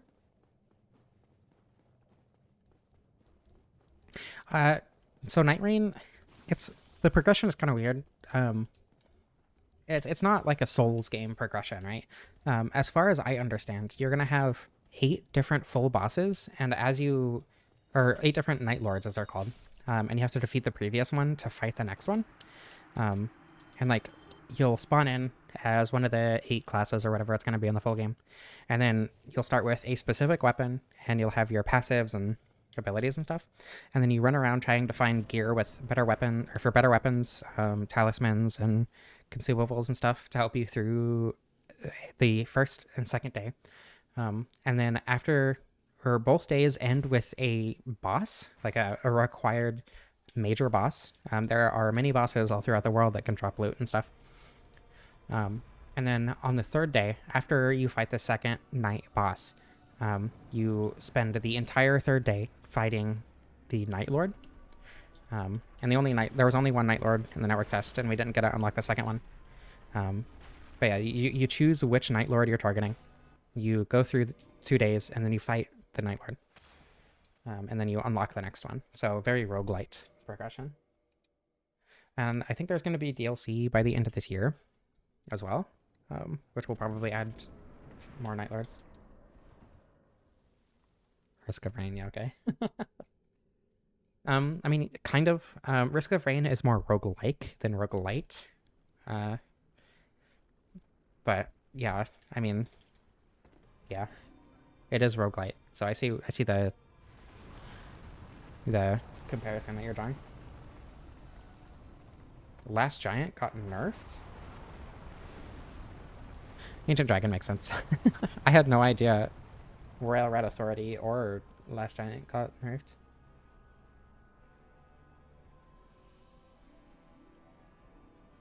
Snapcube? Snapcube is the one that does the Sonic fan dubs, right?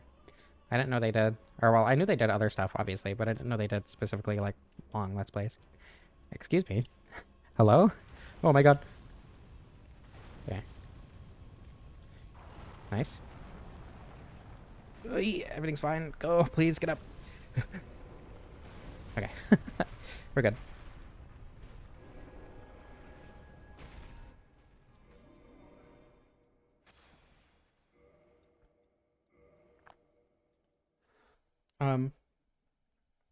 The difference between roguelike and roguelite is fuzzy. But from what I understand and how I use it, and how, as far as I know, most people use it, a roguelike, every time you start a run, you have basically a fresh start. Like in Risk of Rain 2, you unlock, or well, in Risk of Rain, I guess, you unlock different characters and like abilities for those characters to have, but none of them are necessarily stronger than the other. And like, this is all very debatable because of how game genres are defined. But then a roguelite has permanent progression between runs, right? So like, in Night Rain, for instance, you defeat a boss, you get the relics, which will be a permanent buff, not just a permanent change, but a permanent buff to your character, as well as having, the 8 different bosses that you progress between as well. So because it has that permanent progression, that isn't just unlocks to change runs, it is a roguelite. Yeah, Windblown is another roguelite as well. Yeah, yeah. Roguelite is a roguelike that's less like rogue. But how I hear people using it is with how their progression works in the game.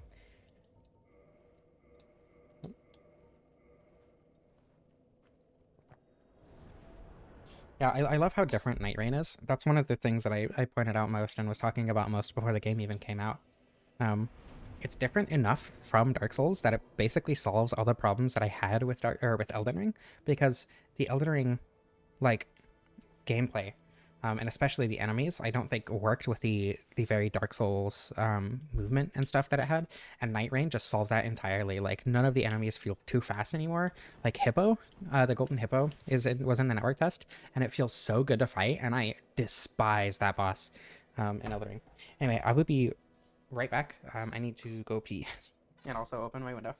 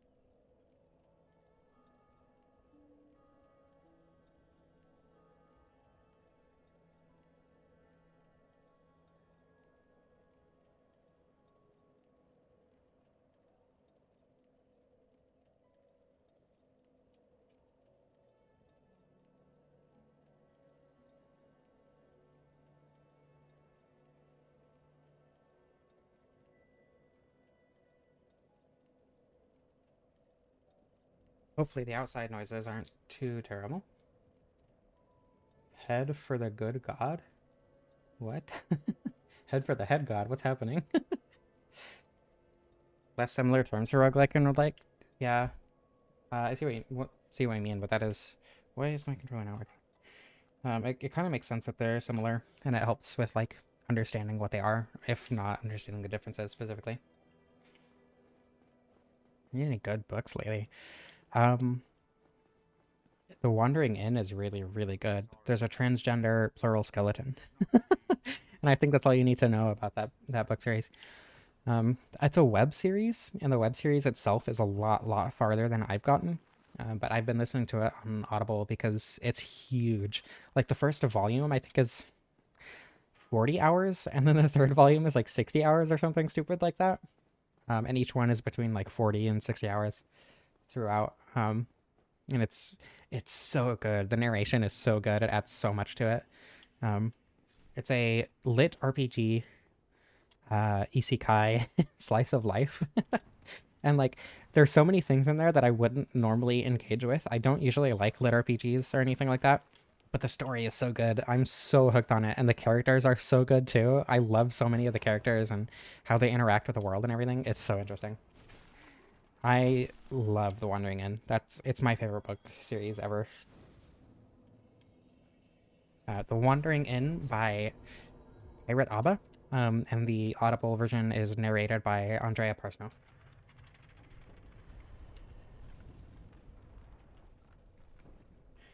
The Warhammer books. um, God, the only books that I really use Audible for is like The Wandering Inn. The next book is coming out soon, and I just used my free credits for that. But there are a lot of free credits that I either don't use or just like buy something that I'll probably never read. Like I just bought the Holy, or I mean the Divine Comedy, right? Um, and like I don't know, I want to listen to it, but I don't think I ever will. So I might start getting the Warhammer books and sharing that with my partner who really likes Warhammer, sharing my account with them. I think they would appreciate that. Trans plural skeleton, yeah. I can't elaborate further than that because it would be spoilers, but there is a transgender plural skeleton.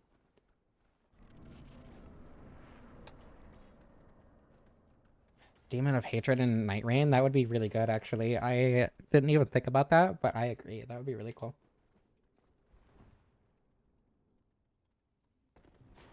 Throw your books away. But I like books. Books reading is fun. Darn, no bleed. Unfortunate. Phase 2. Oh no. What will I do? He summons 8 clones of himself.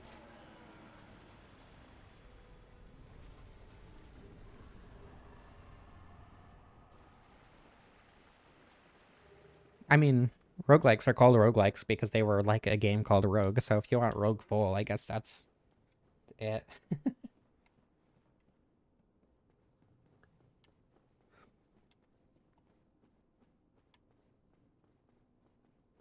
Personally, I like the Warhammer fantasy stuff. Um, but my partner likes Warhammer sci-fi, and I'll probably never read either of the book series. So I'll probably just get the sci-fi one for them.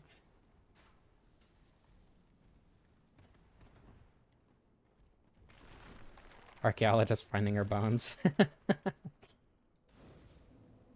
uh, Orphan of Kos. I don't know. I don't know that I would like Orphan of Kos in Night Rain. Though to be honest, I didn't love Orphan of Kos. It's a good boss, but just I don't know. It was fine. Not super fun in my opinion. Um, yeah. Gale, I also didn't like at all. Gale is one of my least favorite bosses in Dark Souls 3, I think. I don't know that I would say it's one of my least favorite. It's probably the most underwhelming boss in Dark Souls 3, though. Aside from, like, Osiris. What's with blue dragons being extremely disappointing in the Dark Souls games? Seath and Osiris, really. Ugh.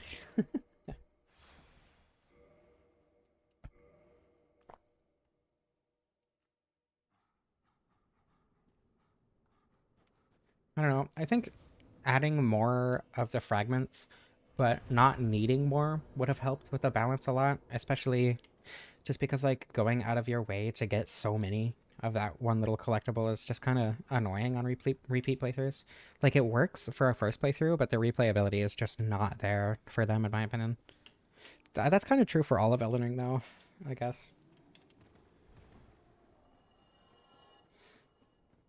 Yeah, I mean, I understand why people like Gale. I just really don't. Can't believe you just said bad dragon in my stream chat. Well, it's underwhelming because people are like, oh my god, it's such a good fight. And then it's like, you roll a couple times, he turns around in midair and hits you with nothing that you can do about it, spams crossbow bolts at you, and then dies. And it's like, oh, okay. That's it, I guess. The final boss of Dark Souls.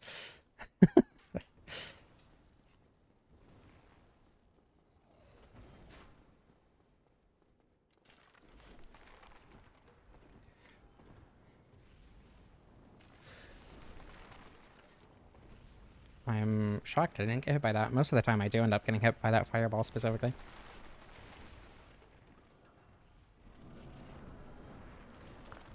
Falling Star Beast Stampede. I don't know, one Falling Star Beast might be fine. Damn, I almost like pseudo meme rolled there. 43 pinwheels. Pinwheel, except you actually have to kill the clones too.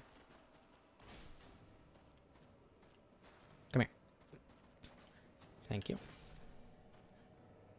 I'm sure the other one is on its way eventually.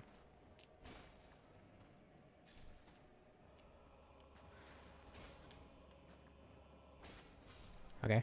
There it is. Hey, thanks, Pinwheel. I appreciate that, actually. What a chill guy.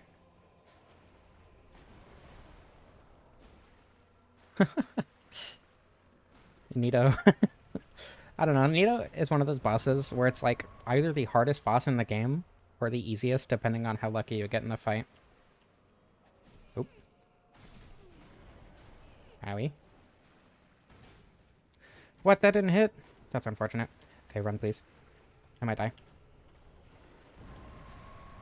That was scary. But everything's fine. I'm also actually going to go ahead and do that. Just in case.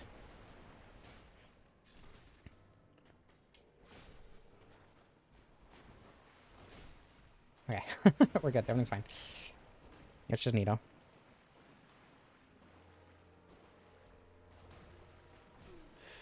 I don't think skeletons are capable of making faces. Krista, thank you. Oh my god, you gifted. I thought that was just a... Krista, thank you so much. I still think you give me too much money, but I really, really appreciate it. Thank you. We're in the middle of a Nito fight, too. Yeah, it's just Nito. We're good.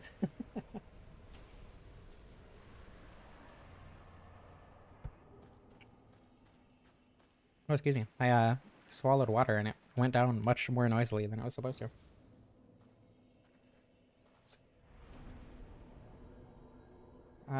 Thought about speedrunning the game? Not really. That's just not really something that I would enjoy doing with Dark Souls. I do like speedrunning some games. This is not one of them, unfortunately. As much as I do love this game, I like doing meme categories. Petrus percent was fun, and then obviously one-shotting with a broken straight to it. Killing a boss in one shot with a broken straight sword was also a really fun run to do. Obviously that one wasn't like optimized, but I did spend a few hours doing that. But like doing a full game category, it just doesn't seem super fun to me.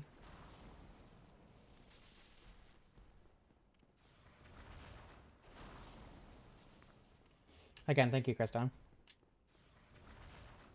I think it decides who to like give the memberships to. Like the more active you are, the higher chance you have to get it. Like more active you are in the chat specifically. But I don't know how true that is, or if it's just like stream watch time or something. But I know that watching streams does make you more likely to get a membership. Valid it. Thank you so much. I really appreciate that. Jesus, people are giving me money. That's messed up. I don't deserve money. I just play Dark Souls. Krista making it rain. Lemon juice. I don't know. I feel like that would sting.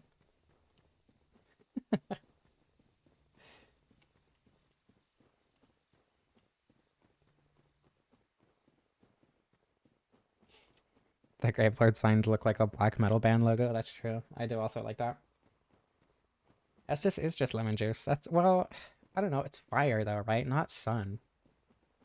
I don't want to be associated with Gwyn. I think it's more like Gwyn was trying to associate himself with the sun. That's my headcanon. Gwyn isn't actually associated with the sun. He's just like, yeah, trust me. Deal with us every week. I mean, dealing with is the wrong word, I think. I enjoy your company. Gwyn is a poser.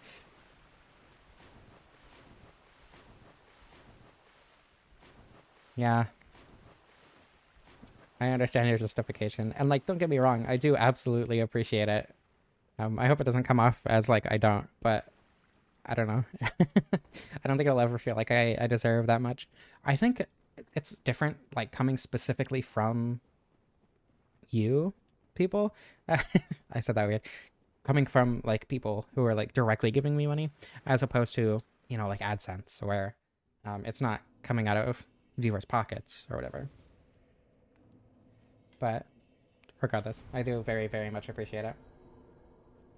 Gwendolyn. I'm okay with being associated with Gwendolyn, actually. That's fine.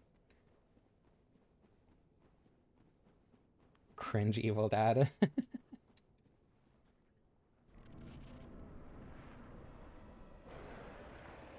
Lilith, thank you so much. Oh my god. I really appreciate it. I really do. I hope it doesn't sound like, I don't know, autism makes it hard to say things correctly. You understand, I'm sure.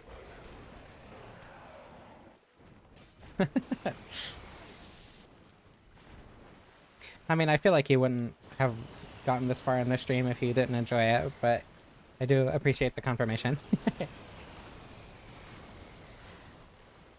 I don't know, I feel like I have a hard time expressing gratitude, and when that's kind of like a thing, oh my god, that I need to do in a context, or need to do is the wrong thing, that I want to do in a context like this, like, I don't know. Yeah, I should heal. That was not a safe healing opportunity. Ah. That was not safe either. Oh my goodness. Whatever. I don't need to heal. Healing is for cowards. It turns out I am a coward. I would absolutely get a Sanctuary Guardian plushie if I could. Definitely. Chat is raining tonight.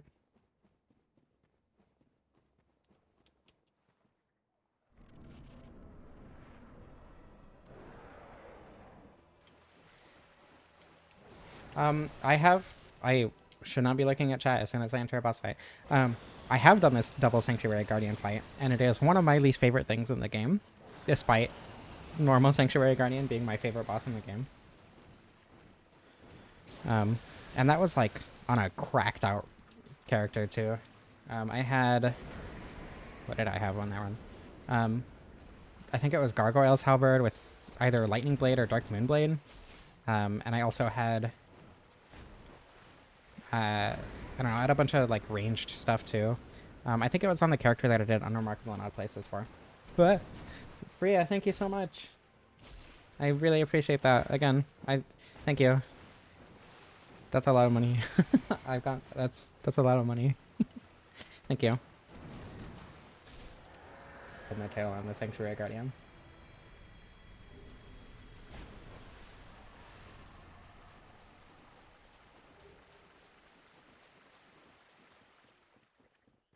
One of the fights ever made, indeed. Yeah, I don't know. I had a very, very strong character, and it was still really annoying and difficult. Capitalism, unfortunately, yeah.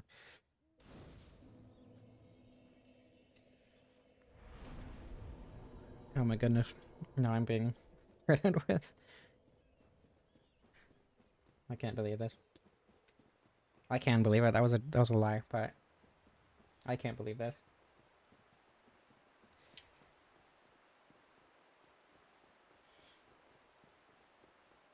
You can access the DLC right after fighting Ornstein and Smough. You just get the Lord Vessel, you place it, you kill the Hydra, you kill the Golden Golem, and then you get the pendant. And you can get into the DLC. I beat Sanctuary Guardian with a +5 broadsword, I think, one time, and that was very, very fun. It was a really difficult fight. It's because I wanted to use the tracers too. Technically, you can get the pendant really early. If you are or if you're able to do there's a clip you can do where you use fall control, you meme roll down the elevator in Inner Orlando, like the main one that brings you down to the first gargoyle. And then you run back up to the Duke's Archives, and it will like not load because death cam or whatever. And then you can get the pendant from there. But I don't know, it's like one boss that you need to fight, so I don't think it's that big of a deal. Can't believe it's not butter. I know I should believe it.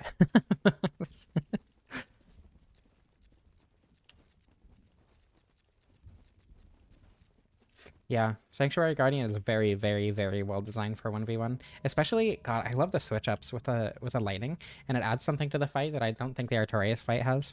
And I just find the Artorias fight kind of boring after a while because of that. And the Sanctuary Guardian fight never really stales to me just because of how much it can switch up its attacks. It's migraine. The chan has been butterless. Migraine rain. Mignite rain. I made a Elden Ring. I took the Elden Ring Night Rain logo and I made it say Elden Ring Fortnite because I hadn't seen anybody else do that yet. And I'm really disappointed that I couldn't find anyone else doing it. Because I thought it was a really stupid, obvious, easy joke. I posted that on Blue Sky, I think, and it very quickly got several likes, which does not happen very often for me on Blue Sky. You know, I probably shouldn't be attacking from neutral, but that's fine. Okay, good. I'm very glad that staggered. If that didn't, I probably would have taken a lot of damage. That's fine. Should not have attacked there. I don't think that was safe.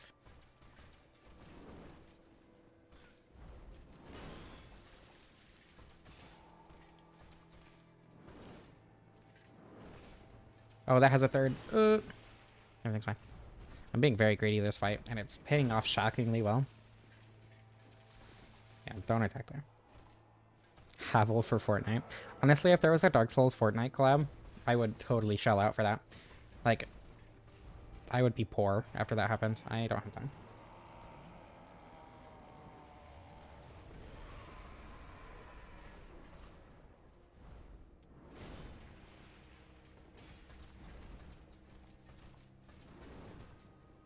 Go like all your posts, like your Sims. I don't know. Blue Sky is just like a niche platform, and I'm a niche creator on a niche platform, so it like doesn't surprise me at all. Most of my following is on YouTube anyway, and I usually make posts on YouTube. If I, make a post at all. So it's not like I care that much. Oh my goodness. But I do like sharing things in a lot of places. Ashamed to say you'll be buying Sub-Zero. I mean, I bought Miku, so and I'm not even like that into Miku. I just think it's funny. Artorias, first of all, Artorias is a lesbian, a he/him lesbian. I suppose he could be a himbo. Under that definition, regardless.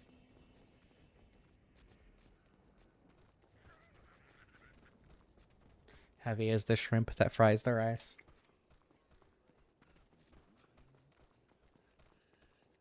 Miku does need to be bought. Stream as Miku. I don't know. If the only Fortnite mode that I play frequently is Festival. And like, first of all, I'm not good enough to justify streaming Festival, I don't think. Because like, I don't know, like I can flawless a good chunk of songs on Expert, but I can also only do that on vocals. And also, even if I did want to stream it, copyright would very much be an issue. And I just don't like the Battle Royale mode. So I don't think, unfortunately, streaming Fortnite, even as Miku, is anything that will happen in the future. Everything's fine. Buy this moment immediately. Miku cosplay? I don't think I could pull it off, to be honest. I don't think that would work for me. Not because I'm chubby. Chubby Miku is incredibly based. But just because I don't think that would fit me. There is like it's called Rocket Racing. It's fine, but I don't know. I'd rather play like any Trackmania game. So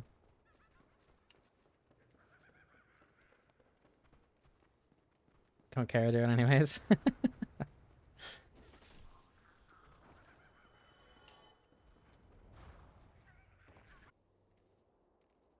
Are we back?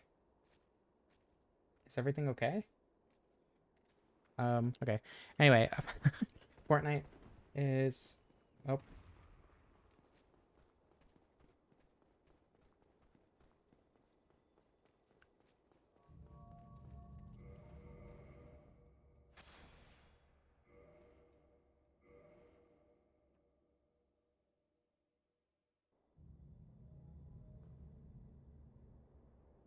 I don't know if I can be heard right now. Oh, are we back again? Actually back this time? Okay. It seems like YouTube doesn't like it when I mention Fortnite, so... Okay, well, it's probably fine. Anyway, I was gonna say that Fortnite is becoming very similar to Roblox. Ow. I'm shocked I survived that. And if Fortnite did a game like Sonic Speed Simulator on Roblox, I would be so broke after that. I've spent so much time playing Sonic Speed Simulator.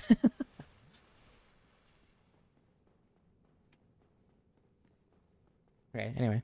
It seems like we're good now. Hopefully I can make it through Manus and Gwen without disconnecting.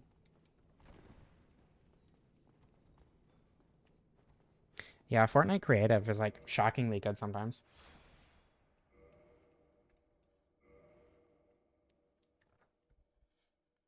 I've played a few Fortnite creative games that are just like really, really fun.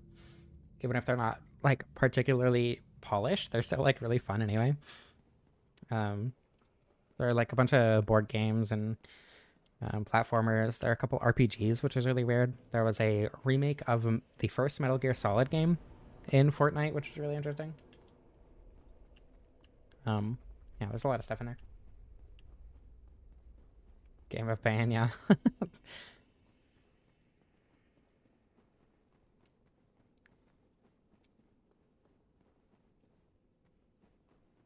Personally fund it. if um if Fortnite gets a Sonic or Dark Souls collaboration, I will stream Fortnite. Those are the conditions that I'm working under.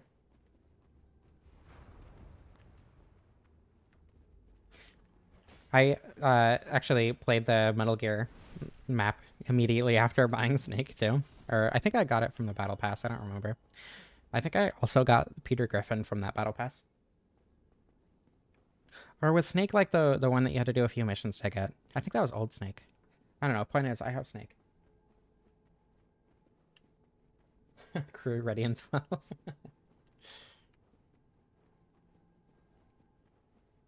It is. I'm pretty sure it is a lot less exploitative than Roblox. Yeah.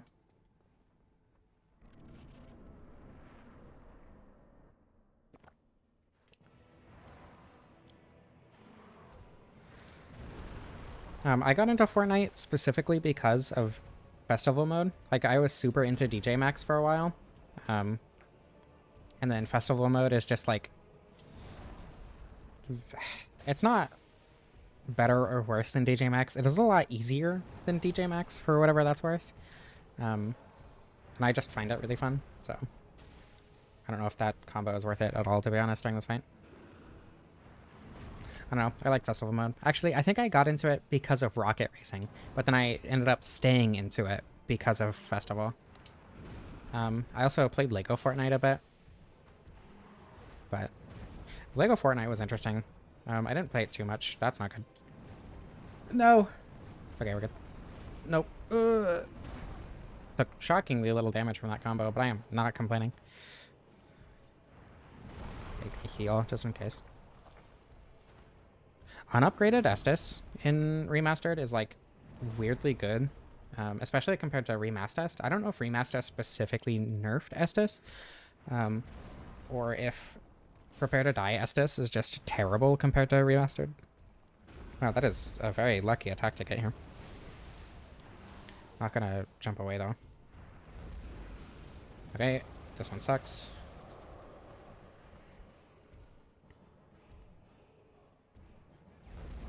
No!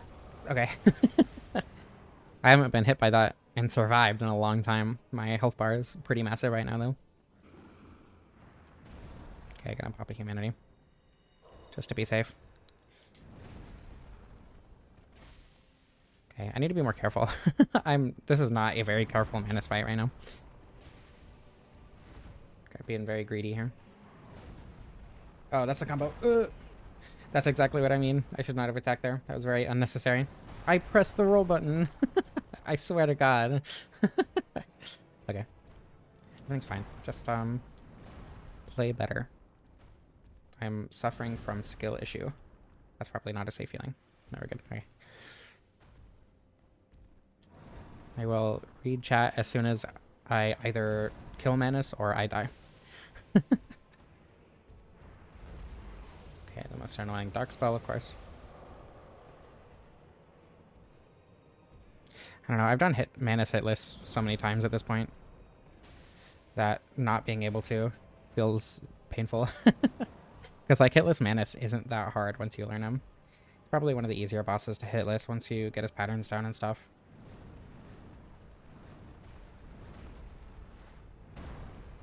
Currently chewing on Legos. I don't know if that's a good idea.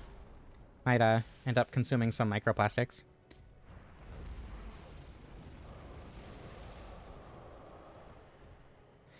I don't think I ever beat Revengeance. Mostly just because hack and slash games really are not my speed. Oh no! Everything's fine. Okay. No! Hey, don't get greedy.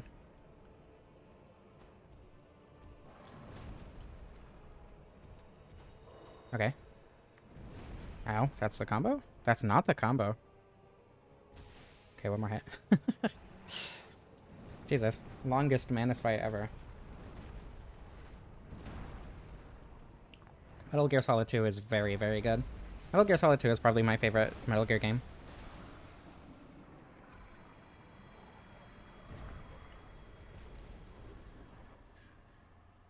Oh, I forgot. Almost forgot to wake up Dusk. Oops, if I could press the button correctly. There we go.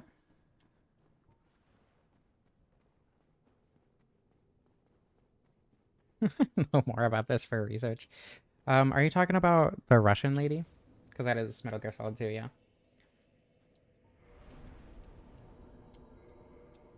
Endurance is... That much endurance is probably unnecessary, but it's funny.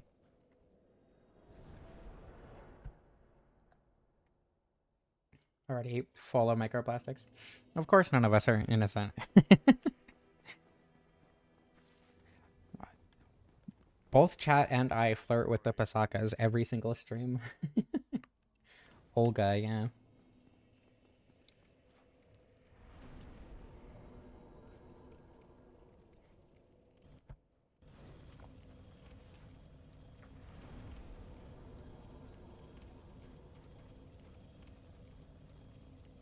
Um, I haven't played Phantom Pain yet.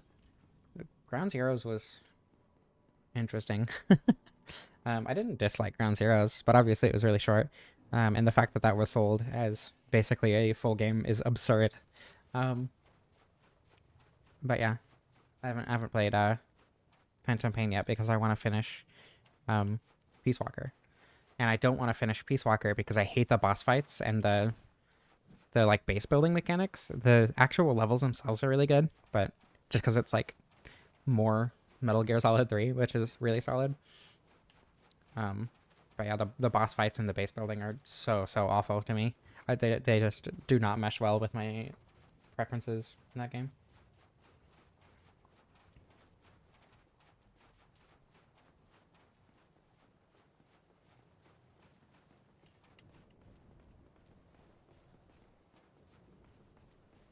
Eat macroplastics, delicious. I love Tupperware. My favorite snack. Oh god.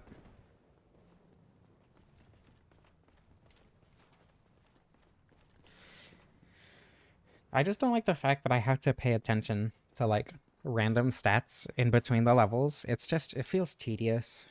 And my brain wants me to like min-max stuff so I can unlock stuff that will make the boss fights easier. And I just do not like the boss fights at all anyway. So.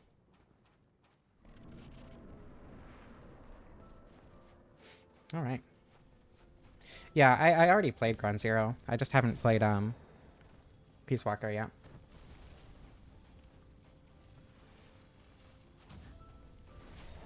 Plastic lawn chairs.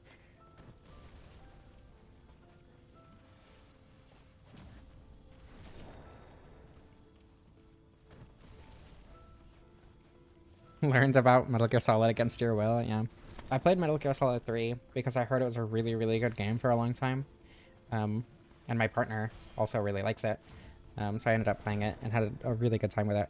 Metal Gear Solid 4 is also really, really good and is like in contention with Metal Gear Solid 2 as my favorite. But I just think the absurdity of Metal Gear Solid 2 is a lot more interesting.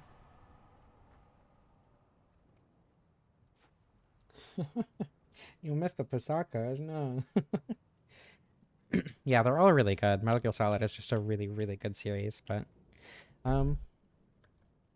anyway, thoughts on the weapon, the flamberge? It's okay. I won't go out of my way for it. I think I still prefer the Claymore just because the moveset feels better and more conventional to me. Or better to me because it's more conventional, rather.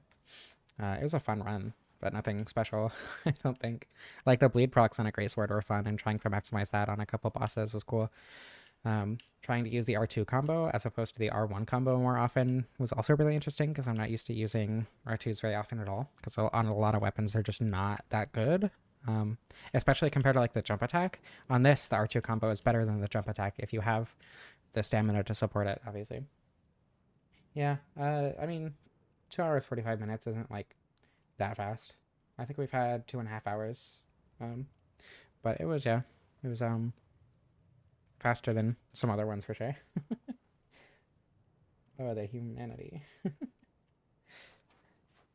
Unfortunately, I am not going to do New Game Plus. I have a video that I want to finish writing, so I can hopefully get it out pretty soon. That one's going to be difficult to do, I think. And I also have other stuff I want to do today. So unfortunately, I will not continue streaming. But yeah. Thank you all for watching. I hope you enjoyed. I love you all. Thank you, people, for the money. I really, really appreciate that. The hue of your humanity. Mine is yellow. I feel like that should be pretty obvious. Yeah, it is almost 6 p.m. So, humanity. That's true. That's that's the preferable way to do it. Anyway, I don't know how to end this.